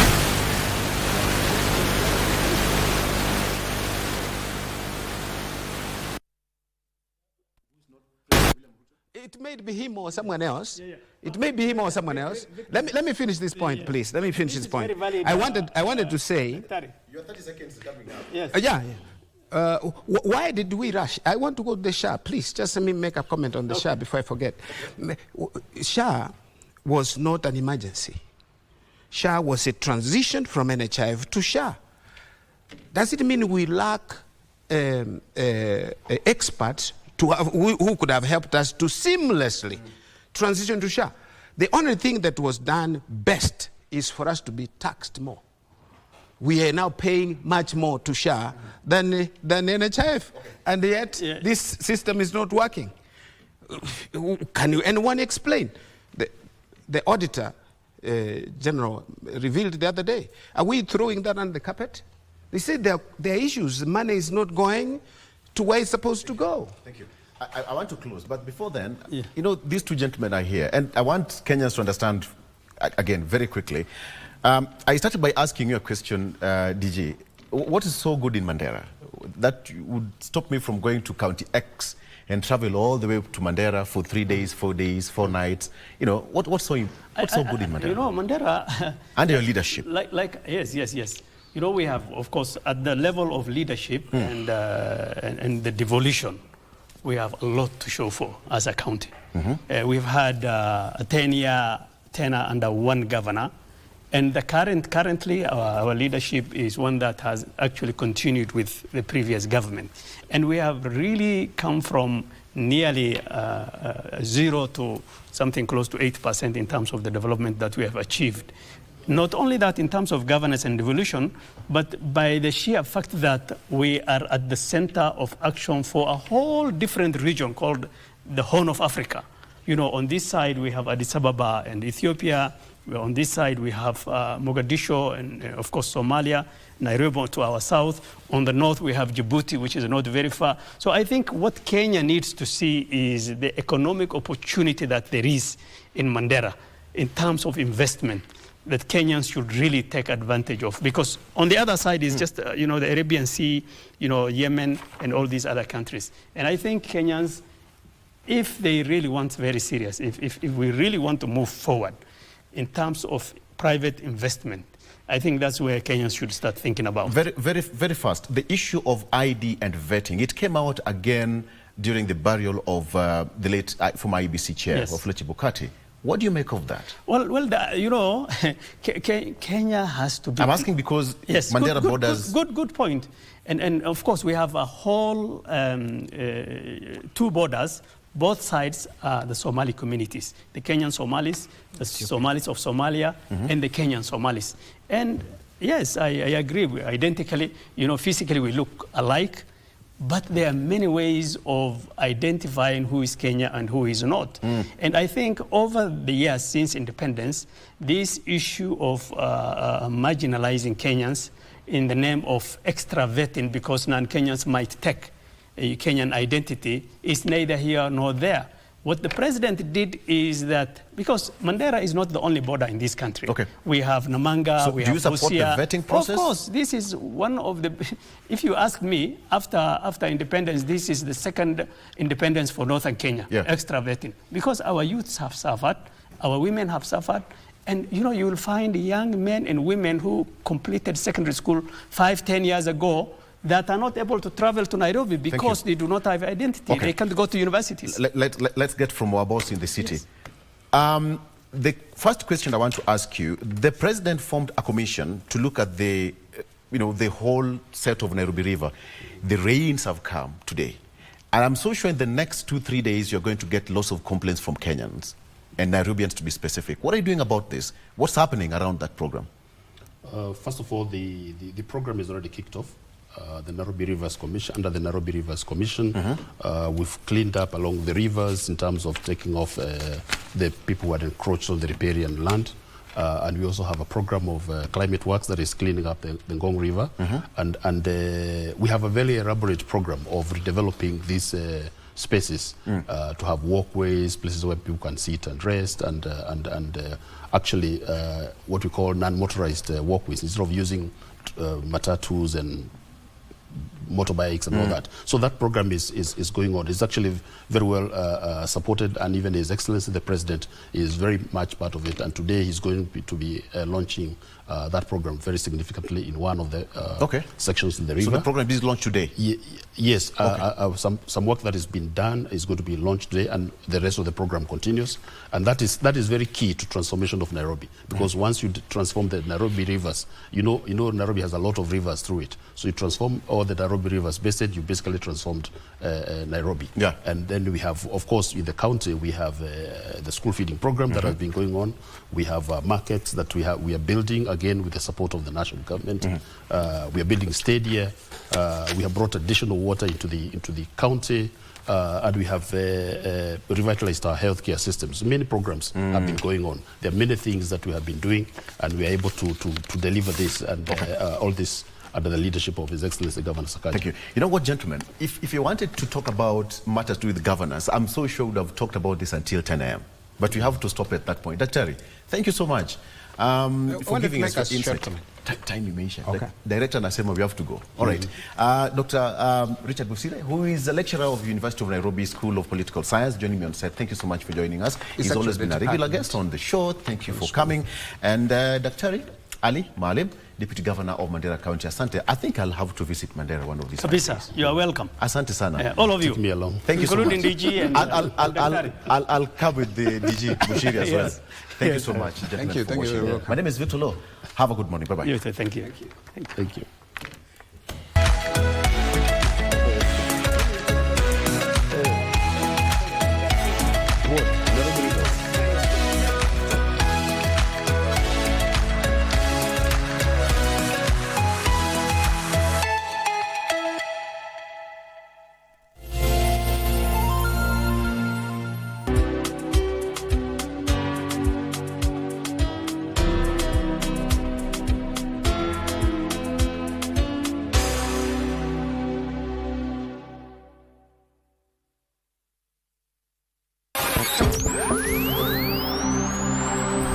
Tunapowasha vifaa vyetu, tunapata fursa ya kutangamana na wasikilizaji wetu.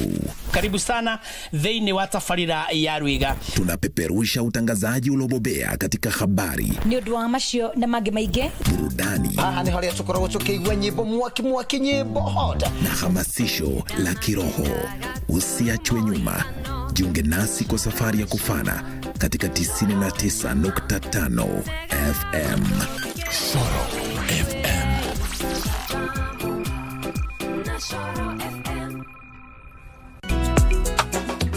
Island in the stream, that is what you are.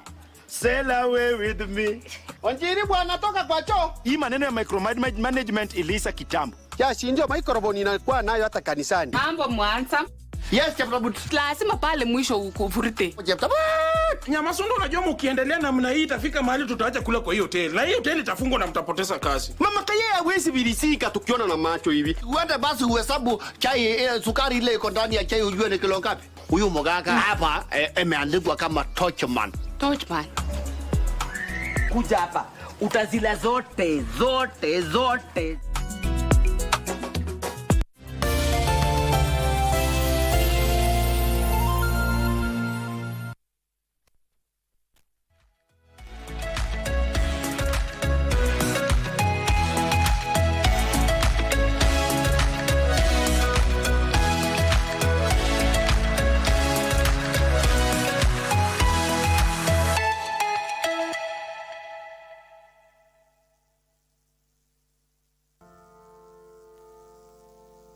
In Kenya, as in many parts of Africa and the world, alcoholism remains a serious social issue.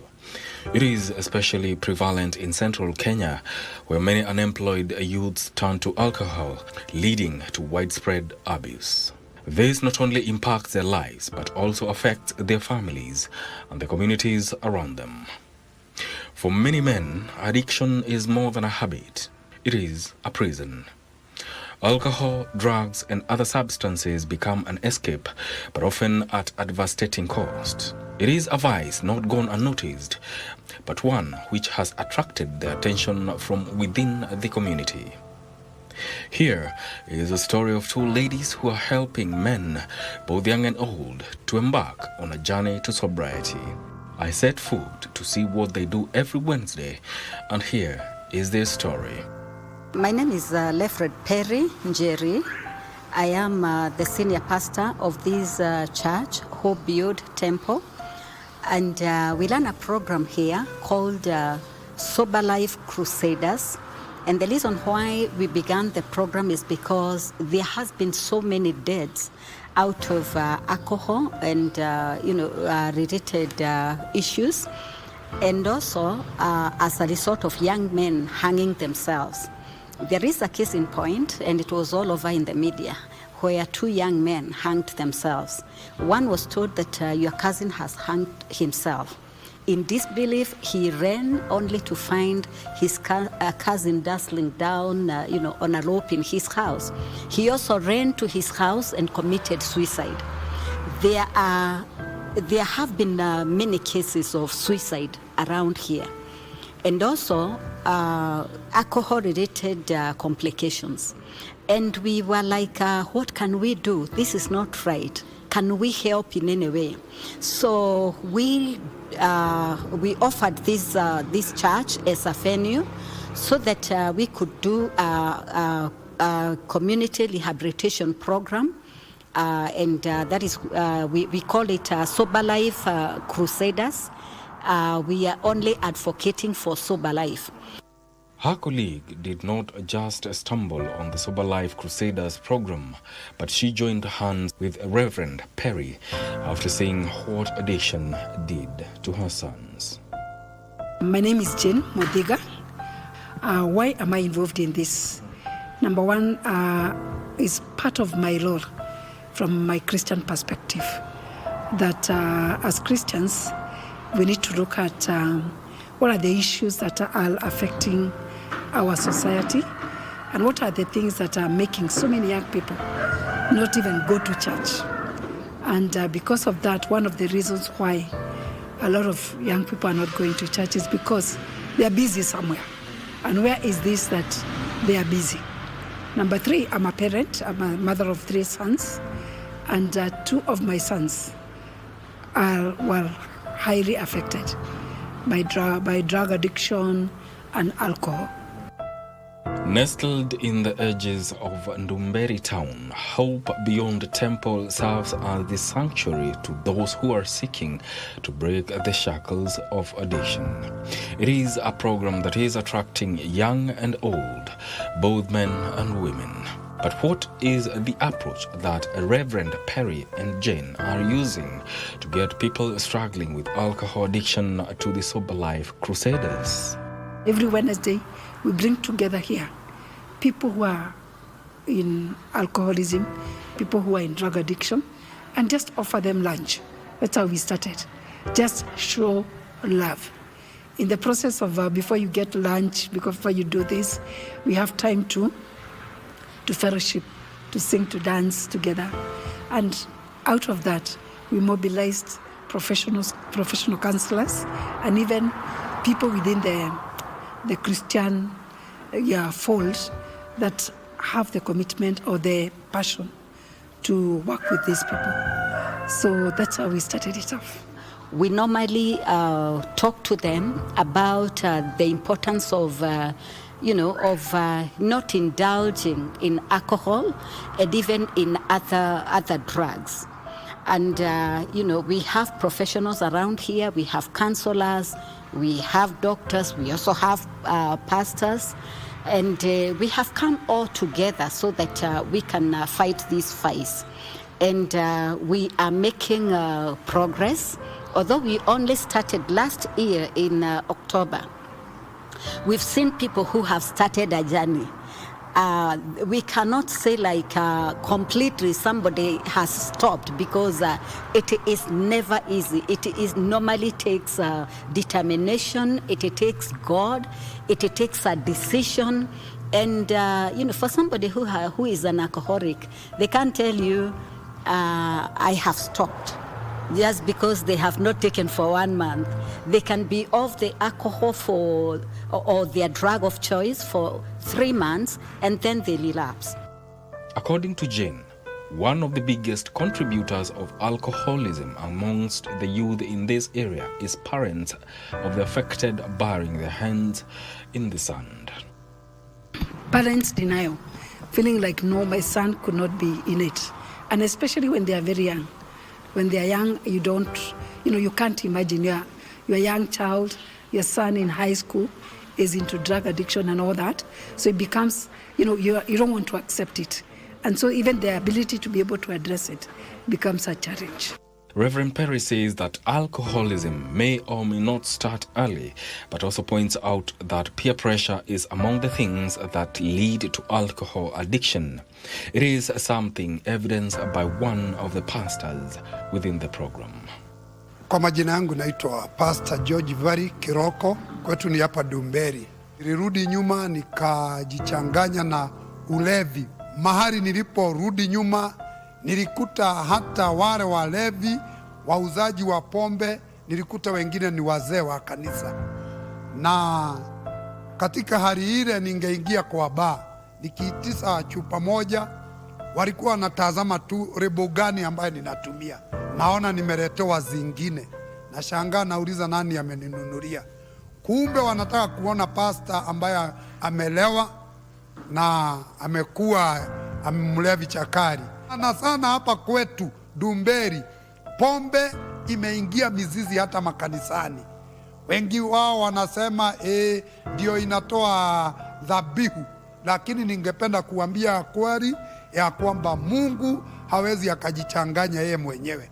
Tumekuwa tukiwaonyesha upendo, kwa sababu hao watu ambao addicted ni watu wanaonekana kama ni outcast, lakini wanapokuja hapa kanisani wanasikia matamshi tofauti. Wanasikia wewe ni mtu wa maana, wewe Mungu anakupenda, wanarishwa, wanaonyeshwa furaha na upendo wa kweli.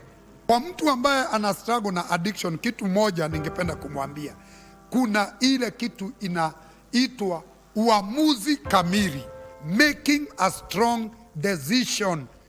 Lack of jobs amongst the youth is among the things that she says lead to the rise in alcohol addiction. The program has seen consistency from some participants, but for others, the journey is not easy. In the journey to recovery, the role of the family cannot be ignored. Empathy, emotional support, and understanding, devoid of judgment, is key.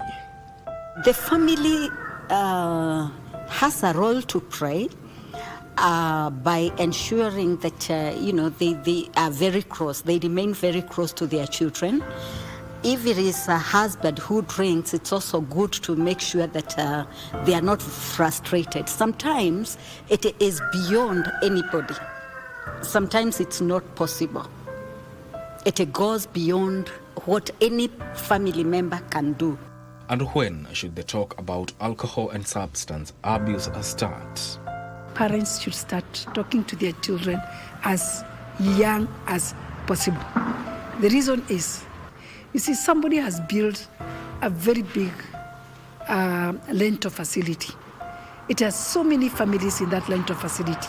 And then at the entrance of that Lento facility, there is a Rika, wine and spirit outlet.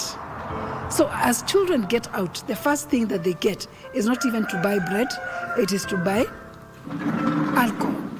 That is where we start. So parent as early as possible, they need and they must start to talk to the children that this thing, as much as you are seeing them being sold in that particular shop, they are not good. This is what they do, and you should keep away from them. Those that I spoke to gave a story of hope after getting into the program. Sasa since I came here, nimeanza kurealize kama saa hii ningekuwa mlevi kabisa. Naona metulia. From there, there's a lot of peace here. You meet with other people wenye wabaya kukuliko.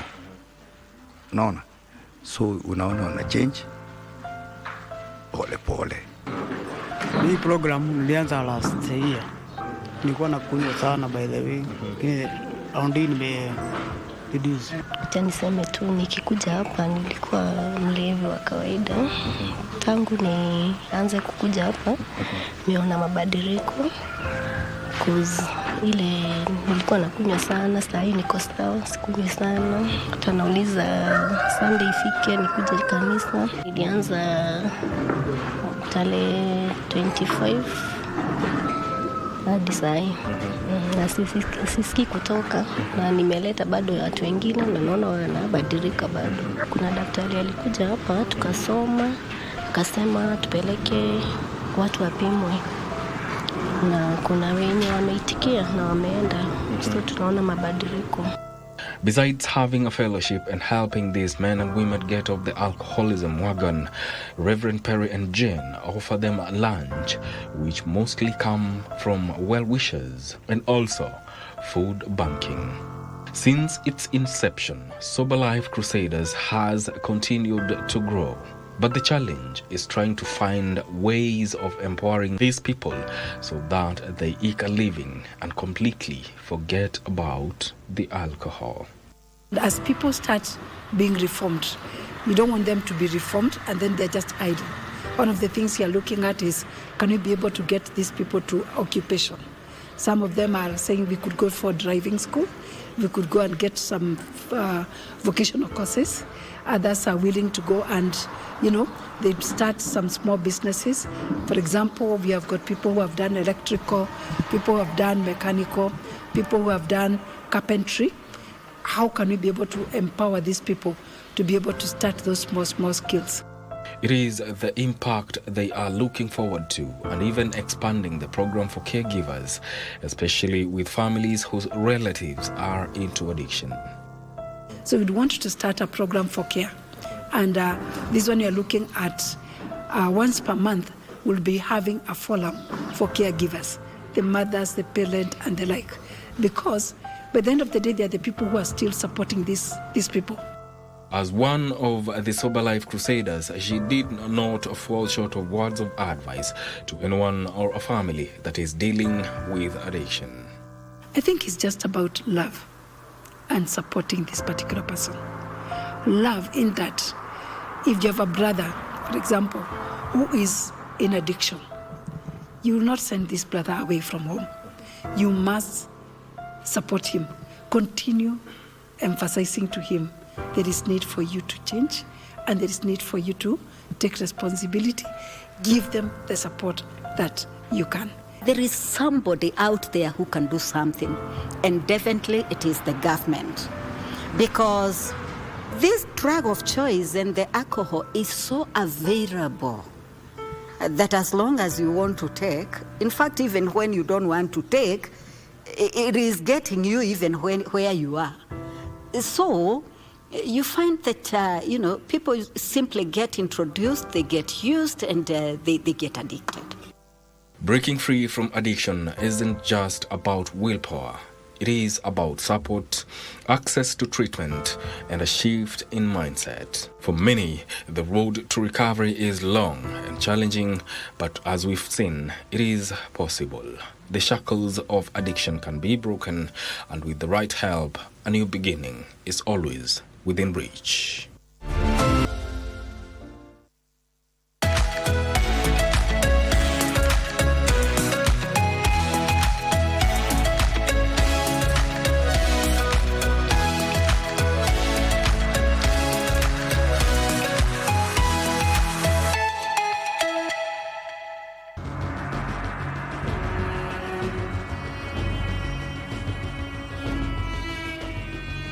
Air pollution might not be a major concern to most of us, but it is among the leading causes of death in Kenya, and especially right here in Nairobi.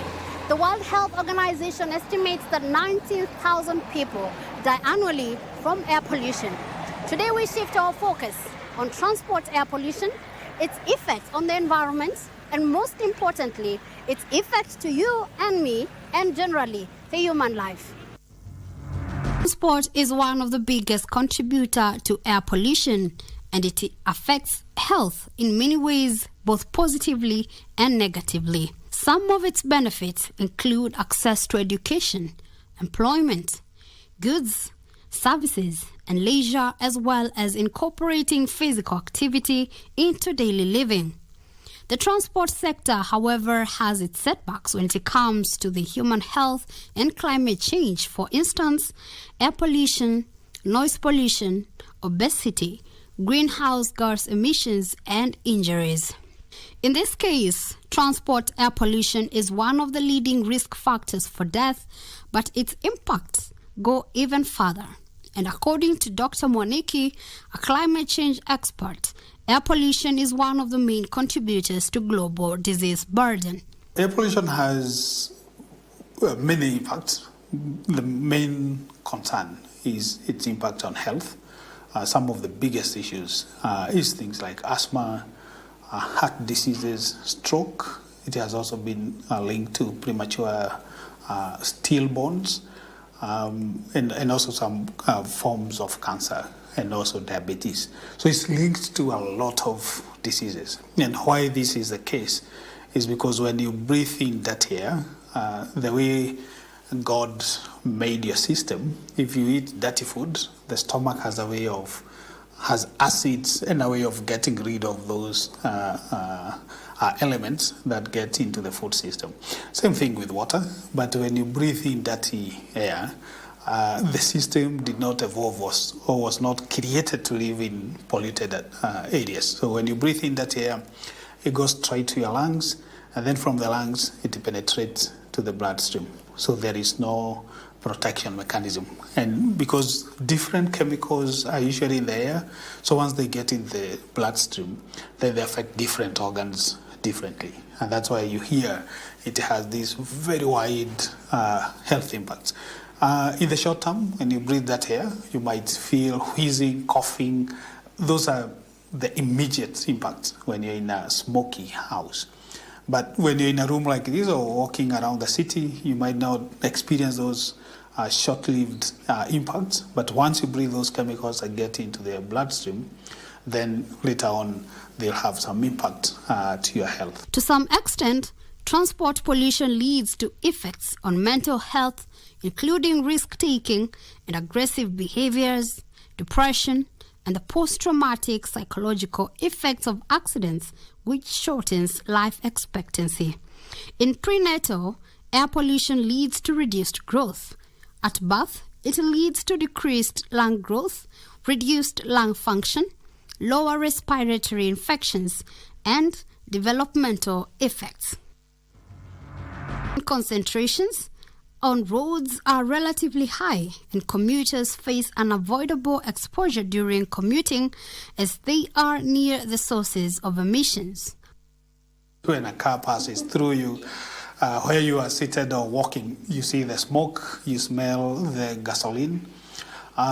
Transport sector contributes around 40 to 50% of pollution in Nairobi.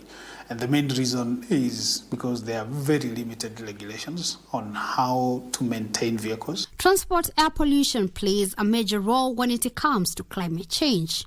Air pollution has a couple of pollutants that also do drive the climate system. And they're called the short-lived climate pollutants. These include particulate matter, things like ground level ozone, NO2, which is more of an air pollution, but because of atmospheric processes, it does lead to formation of ozone. We do have other things like black carbon, which is an air pollutant, is a particulate, but also is a major driver. Climate conditions would also be a possible solution to address the transport changes in Kenya. Remember, let's unite to clear the air, safeguarding our health and the generations to come.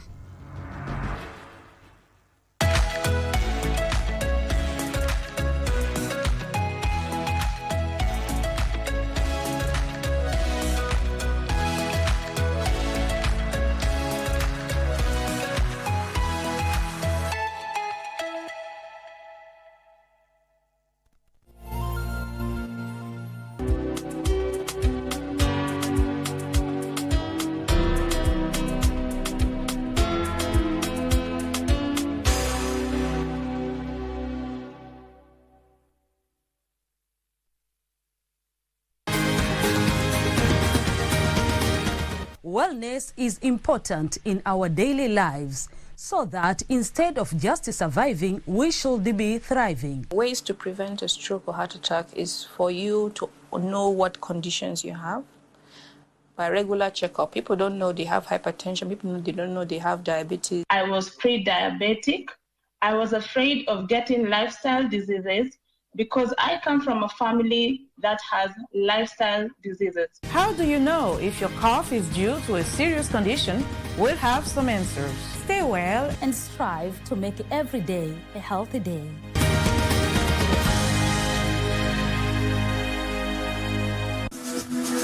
Got the fear of missing out?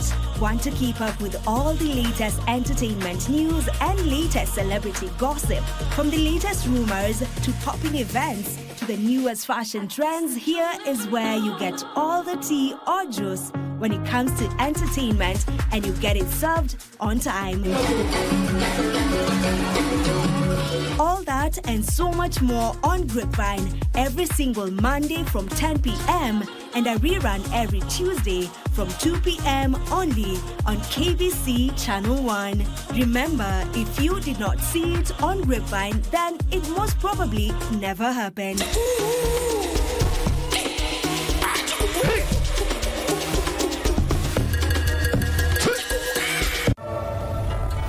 You call again, I'll break your leg. Hey, can you open it wider? Do you see it?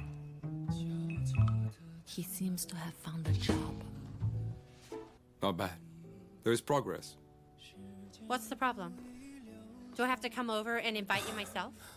Your schedule is free. Have you ever been busy with anything?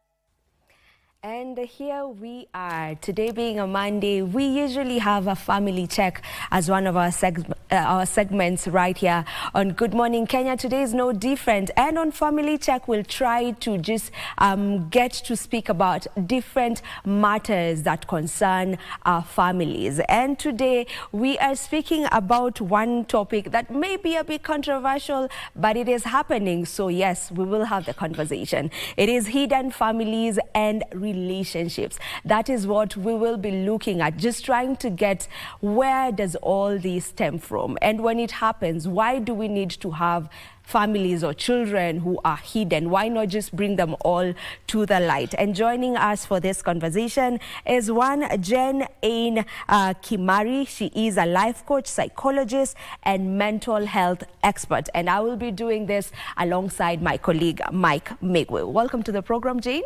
Thank you. How are you doing this morning? I am well, despite the rains and the traffic. I can imagine the traffic situation on the roads. It's insane. It's insane, yes. But you're here. Yes, I'm here and I'm happy to be here to dive into this. These are conversations we cannot run away from, actually, because Yes. they're happening left, right, and center. You see sometimes when a man is out of the picture now, then all of a sudden, during, before or after, people come out and say, you know, he was my husband, we were in a relationship, we have kids. I think the first thing that you wonder, why keep it a secret? Why keep it a secret? Well, before we get into that, I think it's important that we mention that this conversation is not about condemnation, but it's about understanding. Yes. Yeah. And creating a space where men will feel that there's a safe space where they can share, where they can be, they can talk about their struggles and where we can find a solution. Yeah. Now, you've asked why that happens sometimes, and despite what most people would presume, because, we have stereotypes, and the obvious one is that these men did not have a moral compass. But then there's so much at play, other than just the moral dynamics. There's the psychological, there's the cultural, and then there's the relational dynamics at play. And when I say that, we can first look at the psychological, for example, because I'm a psychologist, so let's start there. And you'll find that, and I'm sure you'll confirm or deny as a man, that as you grow up, you're brought up in a way that you're taught how to be a provider, to be a protector, but then when it comes to emotional expression, that part is left out. Nobody teaches you how to deal with being vulnerable and how to meet your personal needs and even speak up for yourself. So we have a culture where men are taught about emotional regression. So we hide, we suppress our emotions. And now when it comes to you're an adult, you're dealing with all these societal pressures, you're working, you have all these expectations, and then maybe you feel like your personal needs are not being met. Instead of bringing it up and sharing, you find a better way to go about it. You think it's better to go look for someone else who can meet whatever is not being met in the structured monogamous marriage, because men are not taught to express themselves. So you can find that sometimes that is the cause. It's not that because a man just, wanted to run wild. Sometimes it's an issue of they're not able to express their needs, and when they find somewhere they feel safe, they tend to stick there. And then also, once that happens, and for example, there's a child in the picture, they don't know now how to bring that up, because one, there'll be a lot of harsh judgment from the society. Most men don't want to seem like they're in a failing marriage. They don't want to seem like they are not meeting the societal ideal of a family man. And they also don't want to have to go through separation. So it kind of seems easier to keep things a secret than to bring them out. So that could be one. Another thing, you find that even the culture, especially the African setup, we have been brought up to think that it's okay when a man has multiple families. But then the conflict comes in because we're also Christians, most of us, and the Christian narrative says it should be monogamous. But then our culture says it's okay to be polygamous. And you find a man might be lost somewhere in that. And they're not able to, if they're polygamous, they're not able to bring it out in the open and share why this is happening, because you've also seen families where a man has maybe 2-3 wives and they're all living together, and it's, there's no tension and all that. So you find that there's so much that forces a man to bring about the secrecy. What about the aspect of living a double life? Because there are men who just want to have their cake and eat it. So it could be different reasons. I've seen that men tend to compartmentalize when they're dealing with this. Like you see how you can have a folder and there's a cardboard for this, another one for that. So men tend to do that. Instead of dealing with a certain issue, you put that in a box and put that away. So you can find a man is now living the double life that you're talking about. There's the wife department that he has that sorted. There's the girlfriend. There's, you know, all that. But now the disadvantage with that is that you find that it will have an emotional toll on the man. Because one, there'll be an aspect of paranoia. You don't know when is your last day eating this cake and having it. Also, you'll have emotional exhaustion, because I would imagine having to put up a certain look for your wife, for your girlfriend, for your, you know, it will spread you thin. So there'll be emotional exhaustion, and there'll also be anxiety. Like if you're with the wife and a random number calls, I would imagine they'll be like that. Because you don't know if today is the day. Yeah, that's so true. Yeah, and all that can even lead to now having emotional issues, like maybe stress that goes unchecked, and it could even turn into depression. I hear you on that. And you know, there's actually a term, we were talking with Mike off camera, of the term that they use to describe the other children, you know, even the word the other children is already demeaning, you know. So they say illegitimate, you know, illegitimate child and whatnot. First of all, who came up with those words? Because, you know, it's not this child's fault that they were born out of wedlock, that they were born, you know, out of, you know, in that situation, it's a situationship where the man has a wife, yes, but then they have this other woman outside their marriage. So I just want to try and understand, you know, being that you're a psychologist, just what psychological effect does that have on this child, you know, and even on the other family, on this family that is now the legitimate one, let me use that term, after they get to find out there was another family outside that we absolutely didn't know nothing about. So when he started, he mentioned when this comes up mostly after the man has left the scene. So we can start from there. So for the family that is legitimate, there's a lot that goes through, because one, you are trying to mourn the loss, but then when the news comes up, there's a betrayal that is felt. So there will be a conflict of emotions. You're trying to mourn this person because you knew them a certain way, but then the new version that has been brought to light, it brings about a cognitive dissonance where you're not able to now merge the two versions. And also the other things that come up, you might find that now there's financial struggles in between this family and the other family. There could be legal battles. There's a lot that happens, and you find it makes it really hard for the families, both sides. One, to go through loss and grief and come out of the other side healed with acceptance. And also, for now, the people who are involved, they go through a sort of trauma that affects even how they view the world. If before there were people who are very optimistic, you might find they now become cynical. They don't trust easily. They treat everyone as a suspect. And now for this other side of the family, especially if they did not know that there was a family one and there were family two, one, especially for the children, because there's going to be a way that you'll feel you are hidden, and nobody wants to feel like you are hidden. Yeah, you feel like a mistake. Yeah. And now you find that the child might struggle even with their own identity because they don't know how to view themselves. They don't know, like, why weren't they good enough, like the other family, for the dad to, like, stand up for them and share, like, these are also my children. The question of, isn't he proud of us? Exactly. Why are we being, there's a lot of questions that come up. And one of them, you know, let's say the man has exited the scene. You know, the other family now comes up. You know, the quote-unquote first family. That's stuff. Yes, the first family. Doesn't that now put questions into how they knew the man or the father or the husband?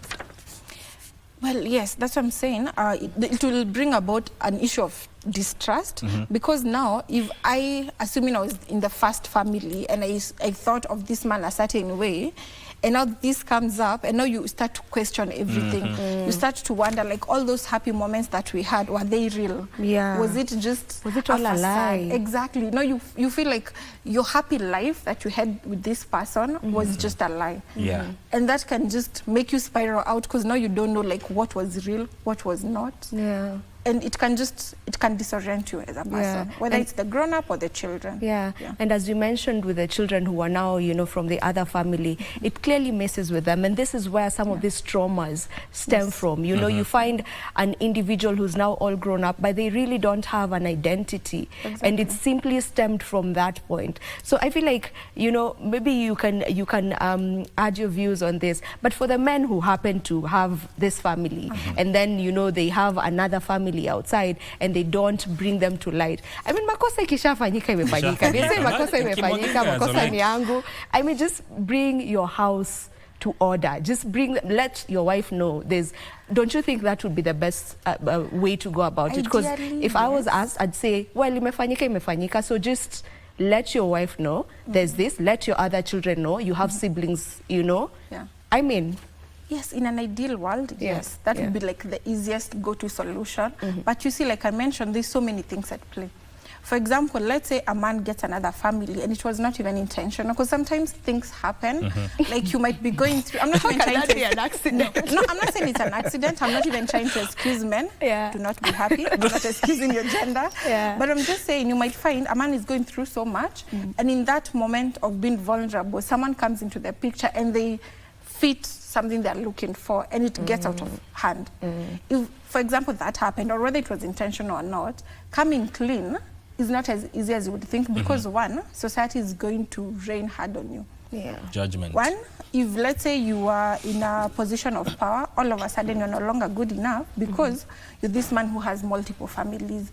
If you are actively in church, you'll be judged like you have to now step back because you're this massive sinner. You know, even in the family, people will start just judging you and thinking so much. So sometimes you find when men weigh, like, do I go ahead and share or do I not? Especially because of the society and what we have been made to think of men who, you know, it's like the bravest men are the ones who say, but those are the ones we crucify the most. And because of that crucifixion, the person who wants to share will probably not. What about the aspect of where a man does not want to lose both families, so he risks keeping it a secret, just so he does not lose the first family, quote unquote, and the second family, quote unquote? Is that a case scenario? Yes, but like you said, men might want to have their cake and eat it.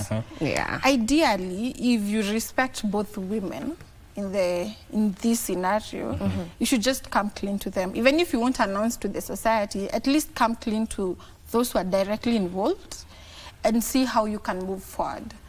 Because it's disrespectful to be with someone and you're continually lying to them. And most cases you find the first one is the one who's been lied to. The second one knows about the first one.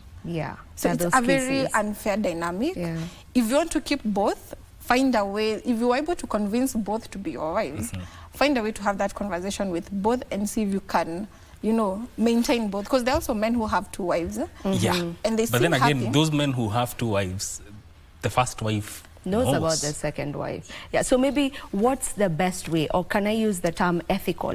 What's the ethical way or the ethical consideration of being able to just now bring this 1, 2, or 3 families? Because there are those who have 2, 3, not just, you know, one other. You know, what's the ethical way of just considering this and bringing things to order, instead of you waiting until your last day and maybe you didn't even have a will, so now after you're dead, then there's a family that's coming forth and saying, oh, we also, you know, deserve, we need a share, you know, he has these other children, 2, 3 of them. So just maybe what's the best way to go about it? Well, I wish the pastor was here to talk about the ethical way, because that really is not my aspect. And even when I'm dealing with such a thing, ideally, first to help the man understand what he wants before now moving forward. And really, I cannot give advice, but I would say this. This is like my personal opinion, and not really as a psychologist. I believe it's best for one, the man to understand why this happened, because without the self-awareness, he will not even know how to go about it. So first, for the man to understand why it happened and why he wants to maintain that status quo. Second, to also have empathy in regards to those involved. Put yourself in their shoes and ask, if this was me and this was happening to me, how would I have preferred that this person went about it? And then now try and go about it in a way that, one, if neither knew, inform both, and also think about the children. In case both sides have children, they are siblings that should know each other, because we don't want a scenario where they are grown, they meet somewhere and they think they're in love, but it's just the bond of being siblings. You know, there's just so much to think about. So even before you decide as a man the ethical way, why did this happen? What do I want? If I was the one in their shoes, how would I have preferred this to be handled? Then do what you would, you know, you'd have preferred to be done to you. Talk with them.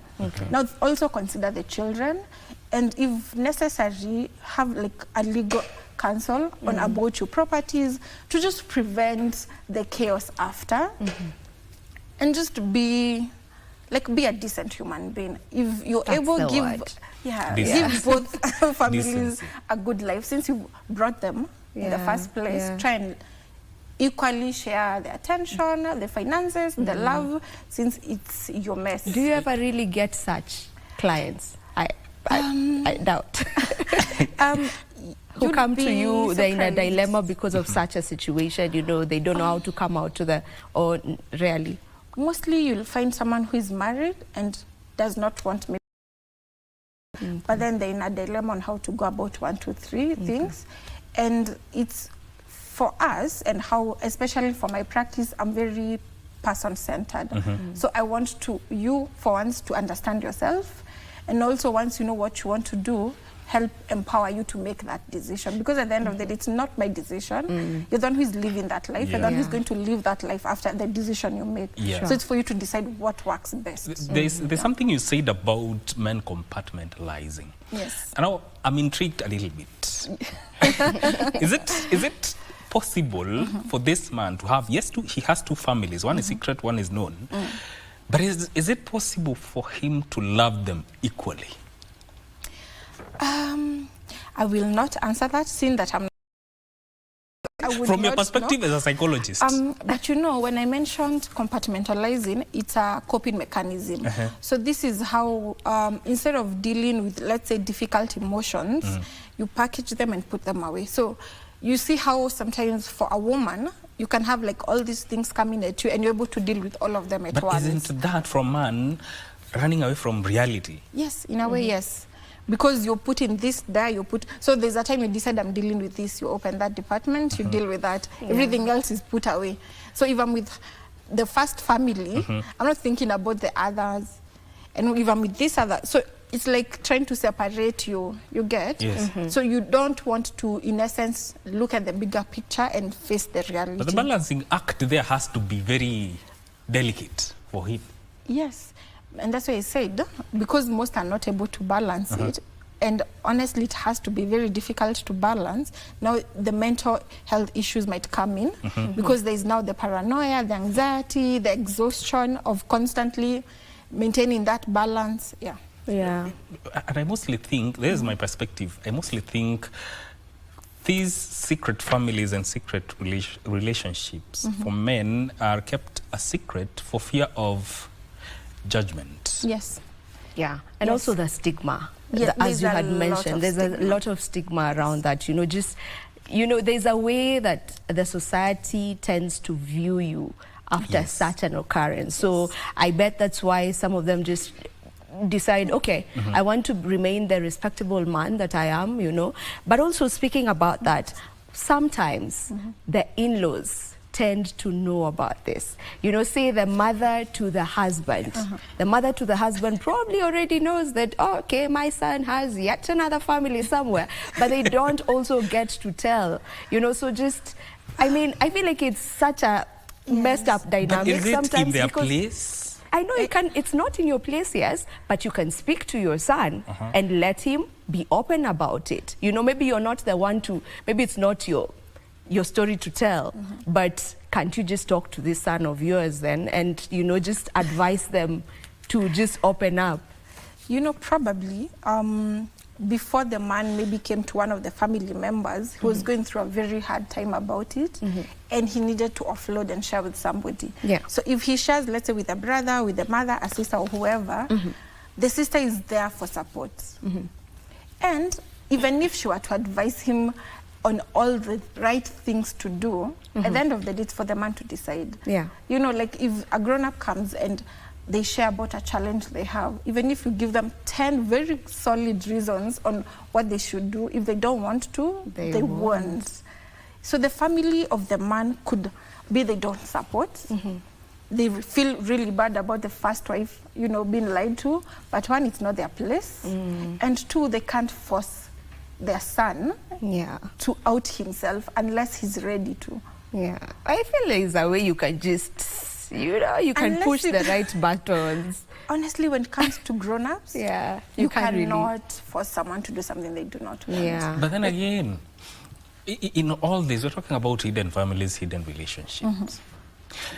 Doesn't that reflect people's take on modern polygamy in modern times? Because actually that is what we were talking about last week. Doesn't that reflect or tie to that? I feel if I say yes, that will be used as an excuse so that men can get away with, you know, having multiple wives or whatever, because, you know, in the olden days, our grandfathers did it. And I believe even when it was being done, there was the secrecy bit was not there. If the secrecy is taken out, things would be easier. Because I know, like, if a man wanted to get another wife, they would consult the first wife. And to some extent, the first wife even sometimes helped choose whoever is coming. So there would be no animosity, no fighting, none of that. And it's easier for the man. So if you want to go the polygamous way, then do it right. Inform the first wife that, you know, I want to bring someone else because of 1, 2, 3, and avoid hurting so many people in the process. All right, remember our conversation is on hidden families and relationships, or secret families and relationships, and you can get to join in the conversation. We have a calling line that is 0716-103-301. That is 0716-103-301. You can call in and give us your suggestions on this, your comments, or even if you have a question, feel free to call in, to call that line, and we will be getting to hear from you right here directly. So now, you know, this has already happened, right? So the man is no longer in the picture, he's passed on. So now there's this other family that has come, and now it's in the open that, okay, clearly, hata ukiangalia watoto wanamkaa tu, hakuna ya kukata. So just where to start now for reconciliation, or when you now, because there's clearly conflict now after that. So reconciliation, where to start from you know, where to start from with that? So one, reconciliation cannot happen until all the involved parties are able to grieve, because the biggest thing here, despite this new found secret, is the loss. And no matter what the man did, this is someone they loved, this is someone who had been part of their lives for God knows how long. So the first and most important bit would be trying to help both sides of the family to deal with the loss and all the other emotions that are coming up. Okay, we have a caller. We have Chadwick from Kisumu. Chadwick, if you can hear me, good morning, and what is your question or comment on this topic? Chadwick, good morning. Okay, amepotea. Yeah, so as I was saying, it's first to help with the grief. Because you cannot reconcile or talk with the other side of the family when you've not even dealt with the loss that you're feeling and all the emotions that come up. Because as I mentioned, this is now has another dynamics, because there's also betrayal in it. So there's anger, there's, you know, there's so much. So once the family mentally is able to stabilize and have dealt with the grief, now you can move on to the next phase of how do we proceed? If there's issues about like finances, inheritance and all that, experts would have to be brought in. It's legal matters. To now guide on that. And also on the family members, ideally the grown-ups should find a way to make it work for the children involved. You know, you see how people co-parent? This is a sort of co-parenting, because now these are brothers and sisters that should get to know each other. And you two, who probably do not like each other at all, will need to find a way to make it cordial. But then again, you see, sometimes the approach of this family that has been kept secret now comes... They may use a different approach. But we have a caller from... Michael, cut you short. Okay, yeah. We have a caller from Quisero. Her name is Winnie. Good morning, Winnie. What is your question or comment? Yeah, my question is... Yes. Kama mtu ameolewa kindoa kihalali na amezaa na yeye mtoto mmoja, alafu tena ameenda akawachana na yeye mwanamke for 10 years. Yes, we can hear you. Yes, continue. we can hear you. Lakini immediately amewachana na yeye, alafu ameshazaa tena na wanawake wawili. Na ndoa kama hiyo unaweza ifanya aje? Okay. Yeah. Just to make sure that I got it right, she's saying if someone is married and you have children with that man, and then you discover that there are other women who also have children with the man, what to do with the marriage. Like I said, I'm not in the business of advising or telling people what to do, but if someone like that comes, one will discover what does she want with her life. Because, you know, it's not about what the society expects or wants you to do. It's about what do I want for myself. Because we're told, like, people have different, what can I call them? Like, something you could be okay with might be something I'm not okay with. I might be someone who can understand that this happened and I'm able to forgive and move forward. Someone else might not. So it's for you to first understand, where am I? Am I able to forgive this betrayal? Am I able to move forward? Am I comfortable in this kind of now new dynamic that has come into place? Okay, we have another caller, just Karanja from Thika. If you can hear us. Good morning, Karanja, and what's your question? Good morning, how are you? Fine, thank you, Karanja. What's your question for the day? Mine is not a question, it's a comment. Okay, go ahead. The debate is proper, timely, should be continuous. Yes.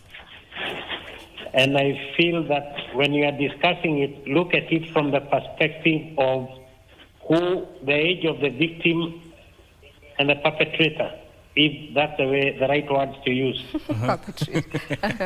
Because the culture,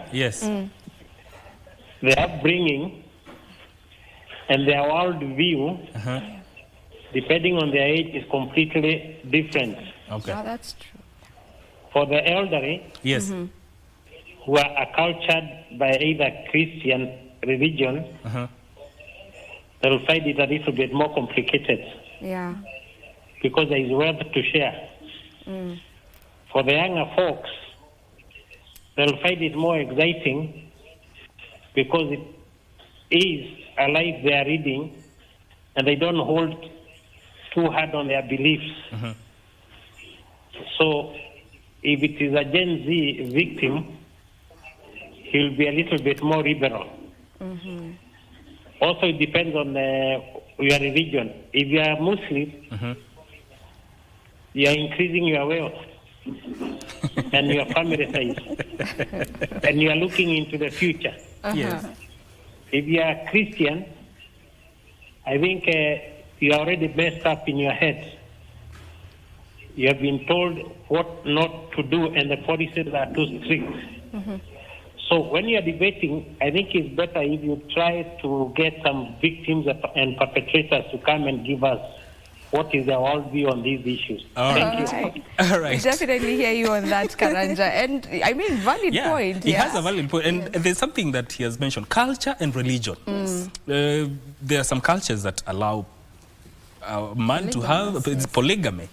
Religions in Islam, polygamy. Yes. But it's still not hidden families. But yes, these those are not families hidden that should families. be You know, it's not like for Muslims they're allowed to have these secret families outside. Yes. No, their religion allows them to have up to 4 wives. Yes. So these are wives that are known. Yes. It's polygamy. It's known.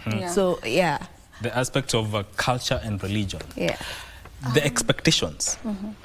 Even before we got there, I think it's very important we highlight the issue of transparency. Whether it's culture, whether it's religion, the main point is they're not hiding these women. Exactly. Because even for the wife number 2, it cannot be easy being kept a secret. Nobody wants to feel like, you know, we only hide bad things. So if this person truly wants you to be in their lives, they should be able to share about it.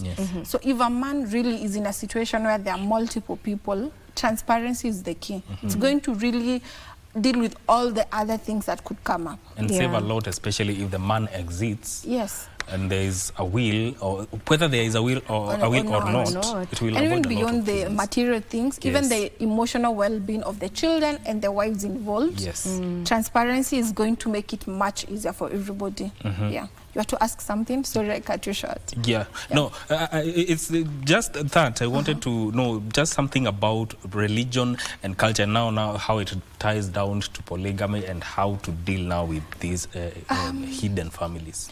I believe especially if you've been brought up in the Christian setup, there's a lot of shame and stigma and guilt attached to it, and that is more likely to make a man keep things a secret than come out in the open. Because if you do share, all of a sudden, you know, you're a lesser Christian. Yeah.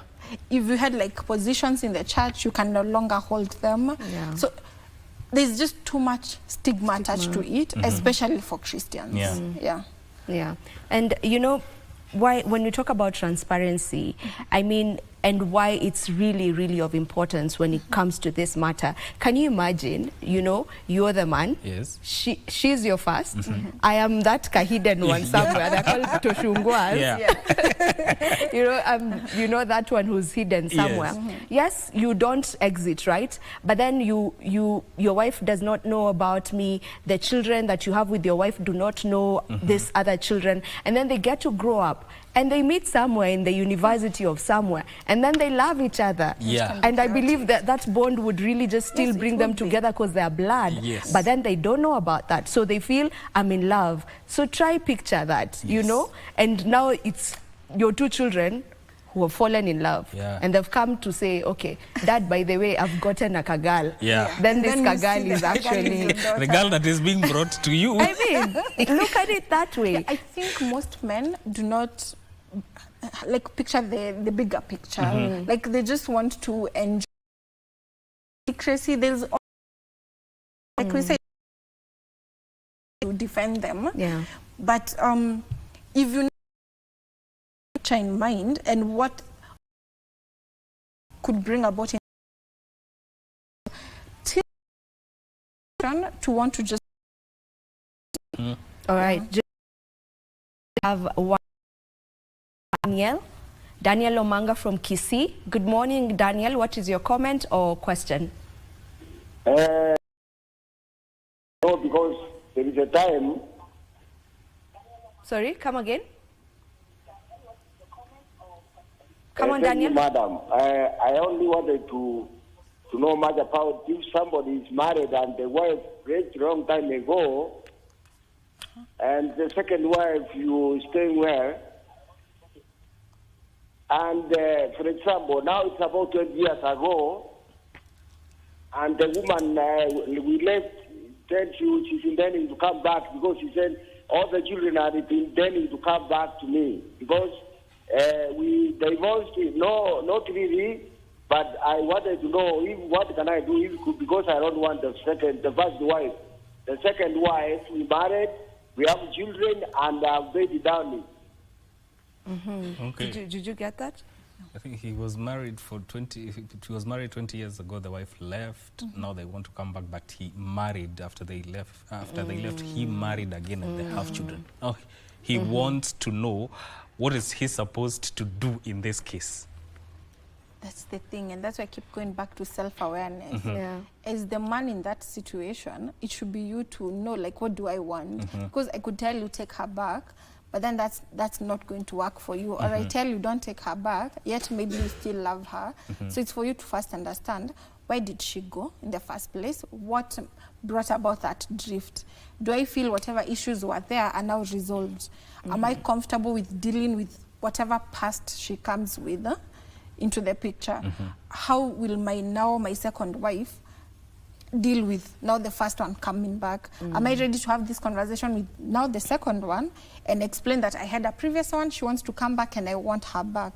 Again, how am I going to make it work? You know, if you're able to answer all those questions, you'll not need to ask anybody what to do, because the answers to those questions will help you decide. Even the aspect of, was he present in the years that the woman was he away present for in the children? Exactly. That also plays a role. Yes, yes. That plays a role because it speaks to how, if, for instance, hypothetically, he decides to take back their first wife, the relations between him and the children. Exactly. As well. Most of these things, generally in life, if you're in a dilemma, you should be able to ask yourself tough questions and answer them.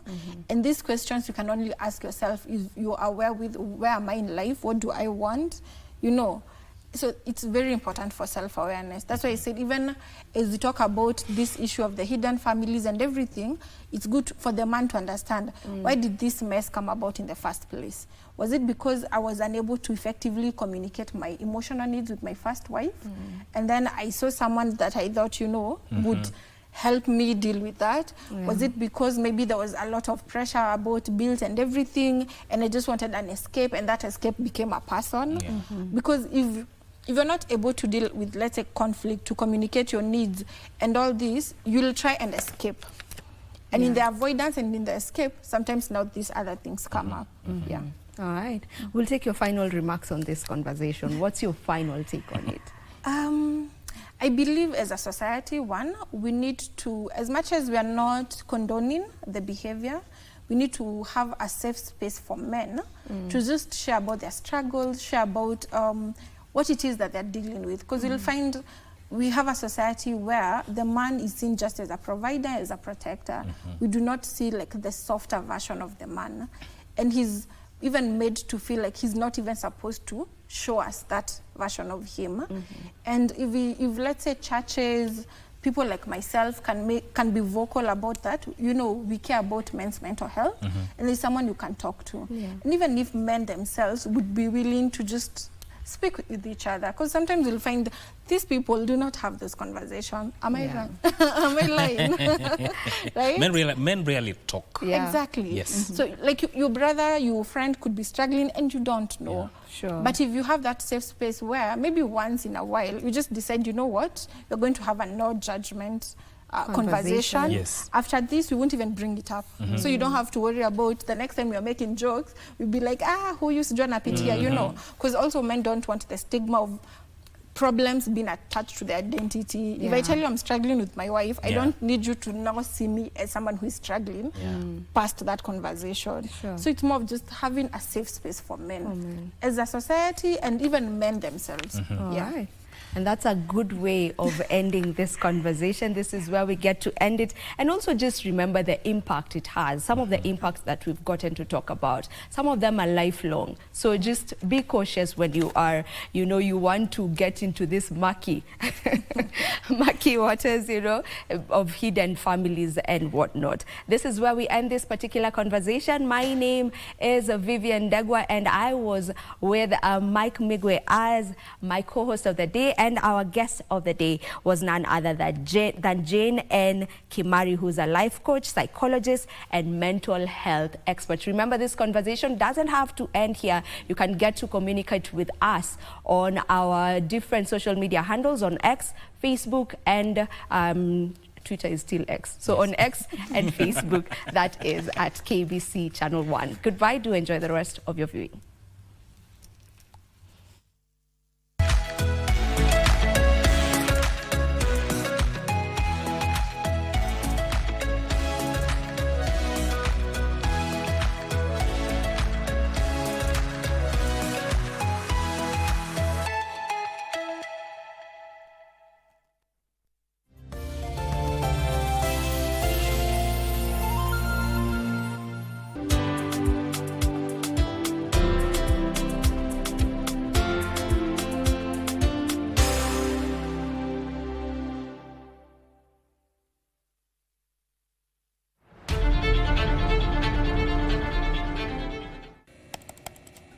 Technology has become a crucial part of our society. Without technological advancements, so much of our everyday lives would be drastically different.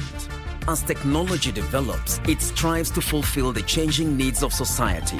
This means that technology exists to help us achieve the things that we wouldn't be able to achieve without it. Take on Tech looks at the advantages and downside of technological innovation in a world that is becoming increasingly dependent on new digital technologies. Every Monday at 10:30 p.m.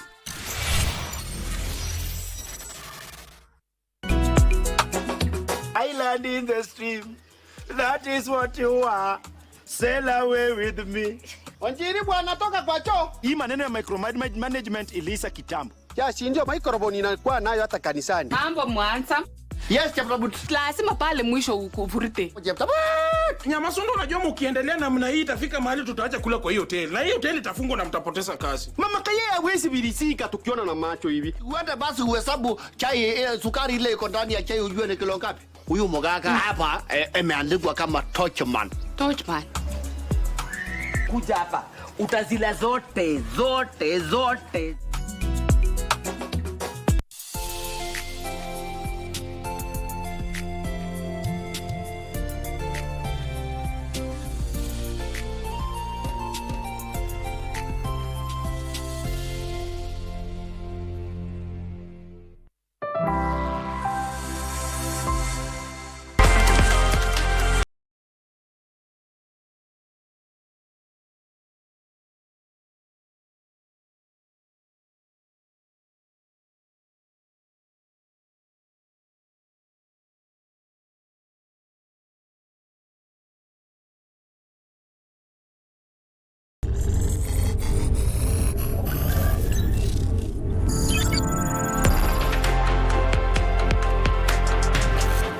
What do you know about Kenya?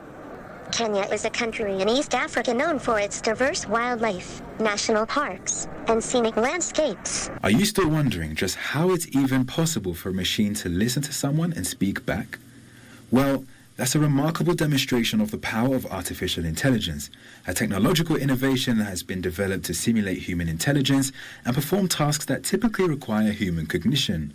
AI are just here to lend a digital helping hand. Through AI, machines can understand human language, interpret spoken commands, generate human-like responses, and even engage in meaningful conversations. This has enabled the creation of virtual assistants, chatbots, and other AI-driven systems that enhance human-computer interaction and improve productivity in various domains.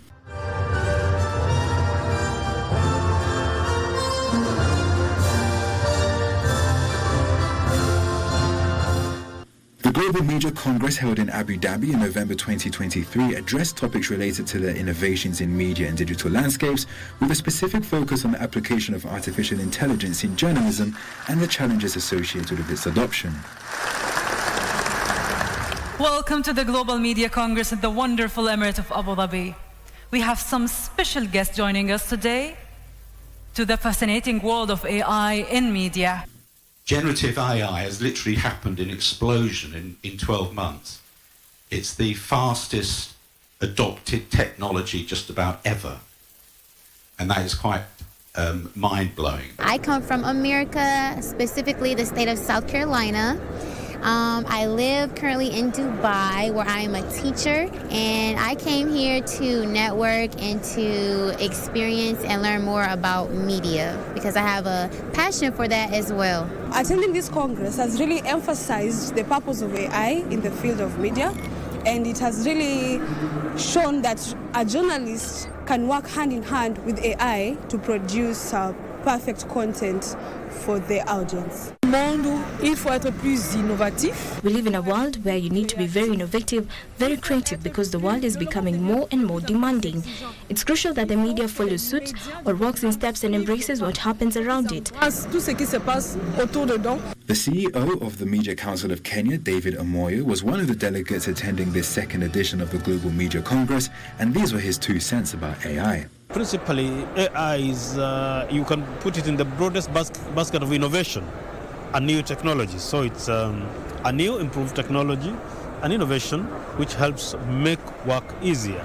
the crunching of numbers, the digesting of things, the translation of information and all that. So I would say that in principle AI contextually is a technology to make the work of newsrooms and media houses easier and faster. AI is actually an enabler. It's supposed to help you to become better, to produce better, to improve on the content that we produce, to improve on the news and so on and so forth. So speed is one thing, and of course there are many areas of improvement. It is a wonderful technology, one that is useful in the media for such things as production and enables one to do a lot, research, documentaries. Dans la recherche documentaire, dans la recherche de plein de choses, mais je pense qu'avec les risques. But due to the risk associated with this technology, I think there is some anxiety. However, it is a valuable technology. All you need to know is just how to use it. L'apprécier, de savoir comment l'utiliser. Being an innovation that has been developed to simulate human intelligence, AI has experienced periods of rapid progress, leading to the development of powerful tools encompassing a wide range of technologies designed to simulate human intelligence and perform tasks that typically require human cognition. Categorized into various types based on their functions and applications, some AI tools include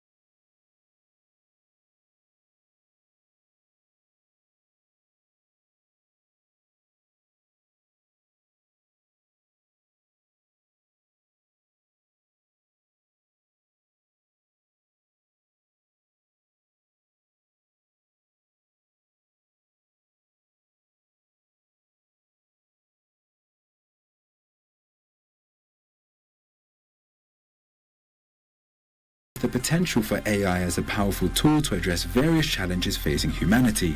Artificial intelligence is making headlines on a daily basis.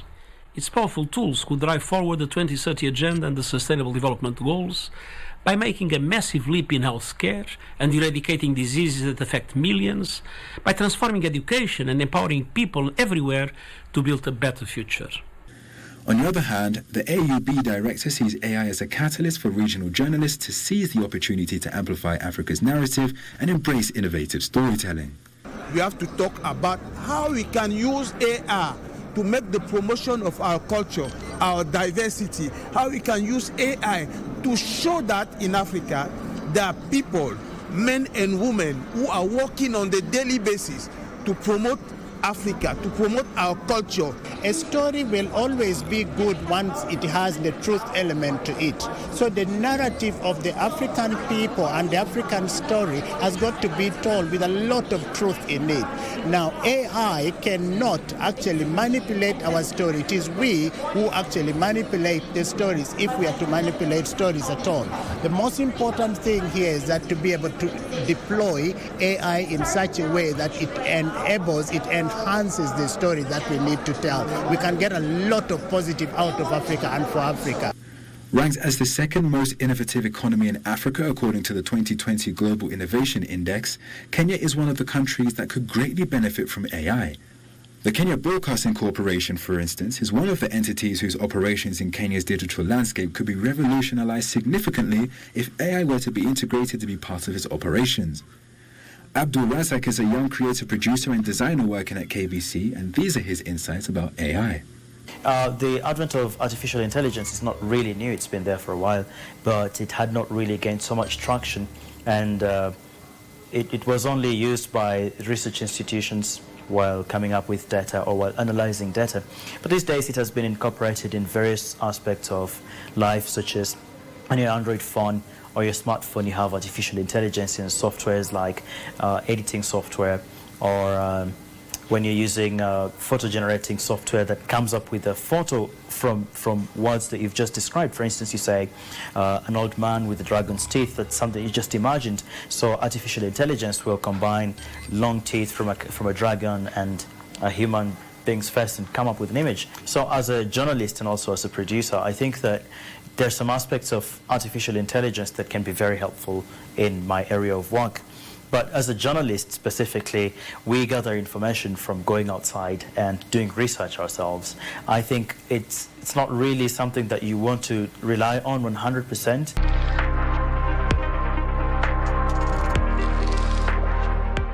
Abdul Razak has practical experience using AI in designing some of his projects. There are so many software these days that have come up with the ability of generating images artificially or paintings artificially that you can use or you can make better. You'd realize that this reflection here has a breakage there. That's an artifact. So with artificial intelligence, once you do that scan, you have to come back and revise only the artifacts. Abdul, however, notes that plagiarism, more especially when it comes to generating textual content using ChatGPT, has also been an area of concern while using AI. I have a student friend of mine who told me that their entire exam was cancelled because all of them, they're doing the exam online, but the submission was almost the same. They fed a question into the ChatGPT software, then it came up with a body of text that all of them submitted independently, but once you look at it, it looks exactly the same. Tisha Davis highlights the risk of over-reliance of AI leading to laziness, but recognizes its potential for research. If you keep relying on AI and technology, you can become lazy. You're not going to want to do any thinking for yourself. There's a lot of things under AI, but the one that I've been mostly engaging with is ChatGPT. That's a big one. I was actually just recently introduced to it as an educator. They use it for lesson planning and just to get ideas, not to steal exactly what it's saying because we know it's robots. The Director General of AUB notes that AI journalists should be more cautious while using this technology since it can be used to mimic or manipulate someone's voice to peddle around fake news. You know, with AI, you can make and build ideas of fake news easily. And people will think that they are true, this idea. For instance, using voice. You can use my voice without me. So it's very, very delicate. Humans have a certain relationship with the creative side of work. AI could upend that. The integrity of public information could be undermined by bad actors who use low-cost deepfakes. If you ask one of these tools, show me a middle-class home in Africa, it comes up with a certain building that is not in consonance with the reality of vibrant cities in Africa. According to world leaders and policymakers, AI technologies raise ethical concerns related to privacy, bias, transparency, accountability, and the potential for misuse. And therefore, having a framework to regulate AI usage can help establish ethical guidelines and standards to ensure responsible development and deployment of AI systems. We must demand robust investment in generative AI that embraces safety and privacy by design. The world today needs healthy information ecosystems if we want informed, stable, and united societies. We have worked together to have a regulation that respects human rights in the digital age and that guarantees the ethics and the values that we defend in Europe. Already the whole idea is that we develop very broad guidelines to enable the media to operate. So yes, Kenya is ahead. This House urges the government, therefore, through the Ministry of Information, Communication and Digital Economy to formulate a regulatory framework and ethical guidelines for implementation of AI in the country to control potential misuse. Aside from the risks associated with the ethical aspects of AI, there's also a growing concern from the international community that initiatives to accelerate digital transformation across the board be put in place in order to bridge the digital divide amongst humanity. In the same breath, Kenya's government, through its Ministry of Information, Communication and Digital Economy, has rolled out the Last Mile County Connectivity Project, a strategy that claims to expand Kenya's fibre network coverage countrywide to foster digital inclusion. Our ICT sector has continued to grow at the rate of 10% annually. We have embedded last mile fiber connectivity as a strategy and a strategic pillar of our bottom-up economic transformation agenda to connect 100,000 institutions and markets and significantly increase fixed broadband access from 1.2 million to 8 million out of the 12 million households between 2022 and 2030. While acknowledging AI's transformative impact on the media landscape, there is a shared sentiment about the importance of balancing technological advancements with human-centric storytelling to preserve credibility and emotional resonance in journalistic narratives. AI, like any technologies, is that over-reliance. You run the risk of taking out the human interface, the empathy part, which is one of the pillars of journalism, that do no harm, understand your news sources and in their context. While we may give machines that ability to translate and understand and do much, we may never be able to teach machines to have hearts, to feel, to understand. And that is the biggest challenge of this. The only thing here is that we need to educate ourselves. We need to learn. We need to understand when and how to apply it to be able to get the best out of it.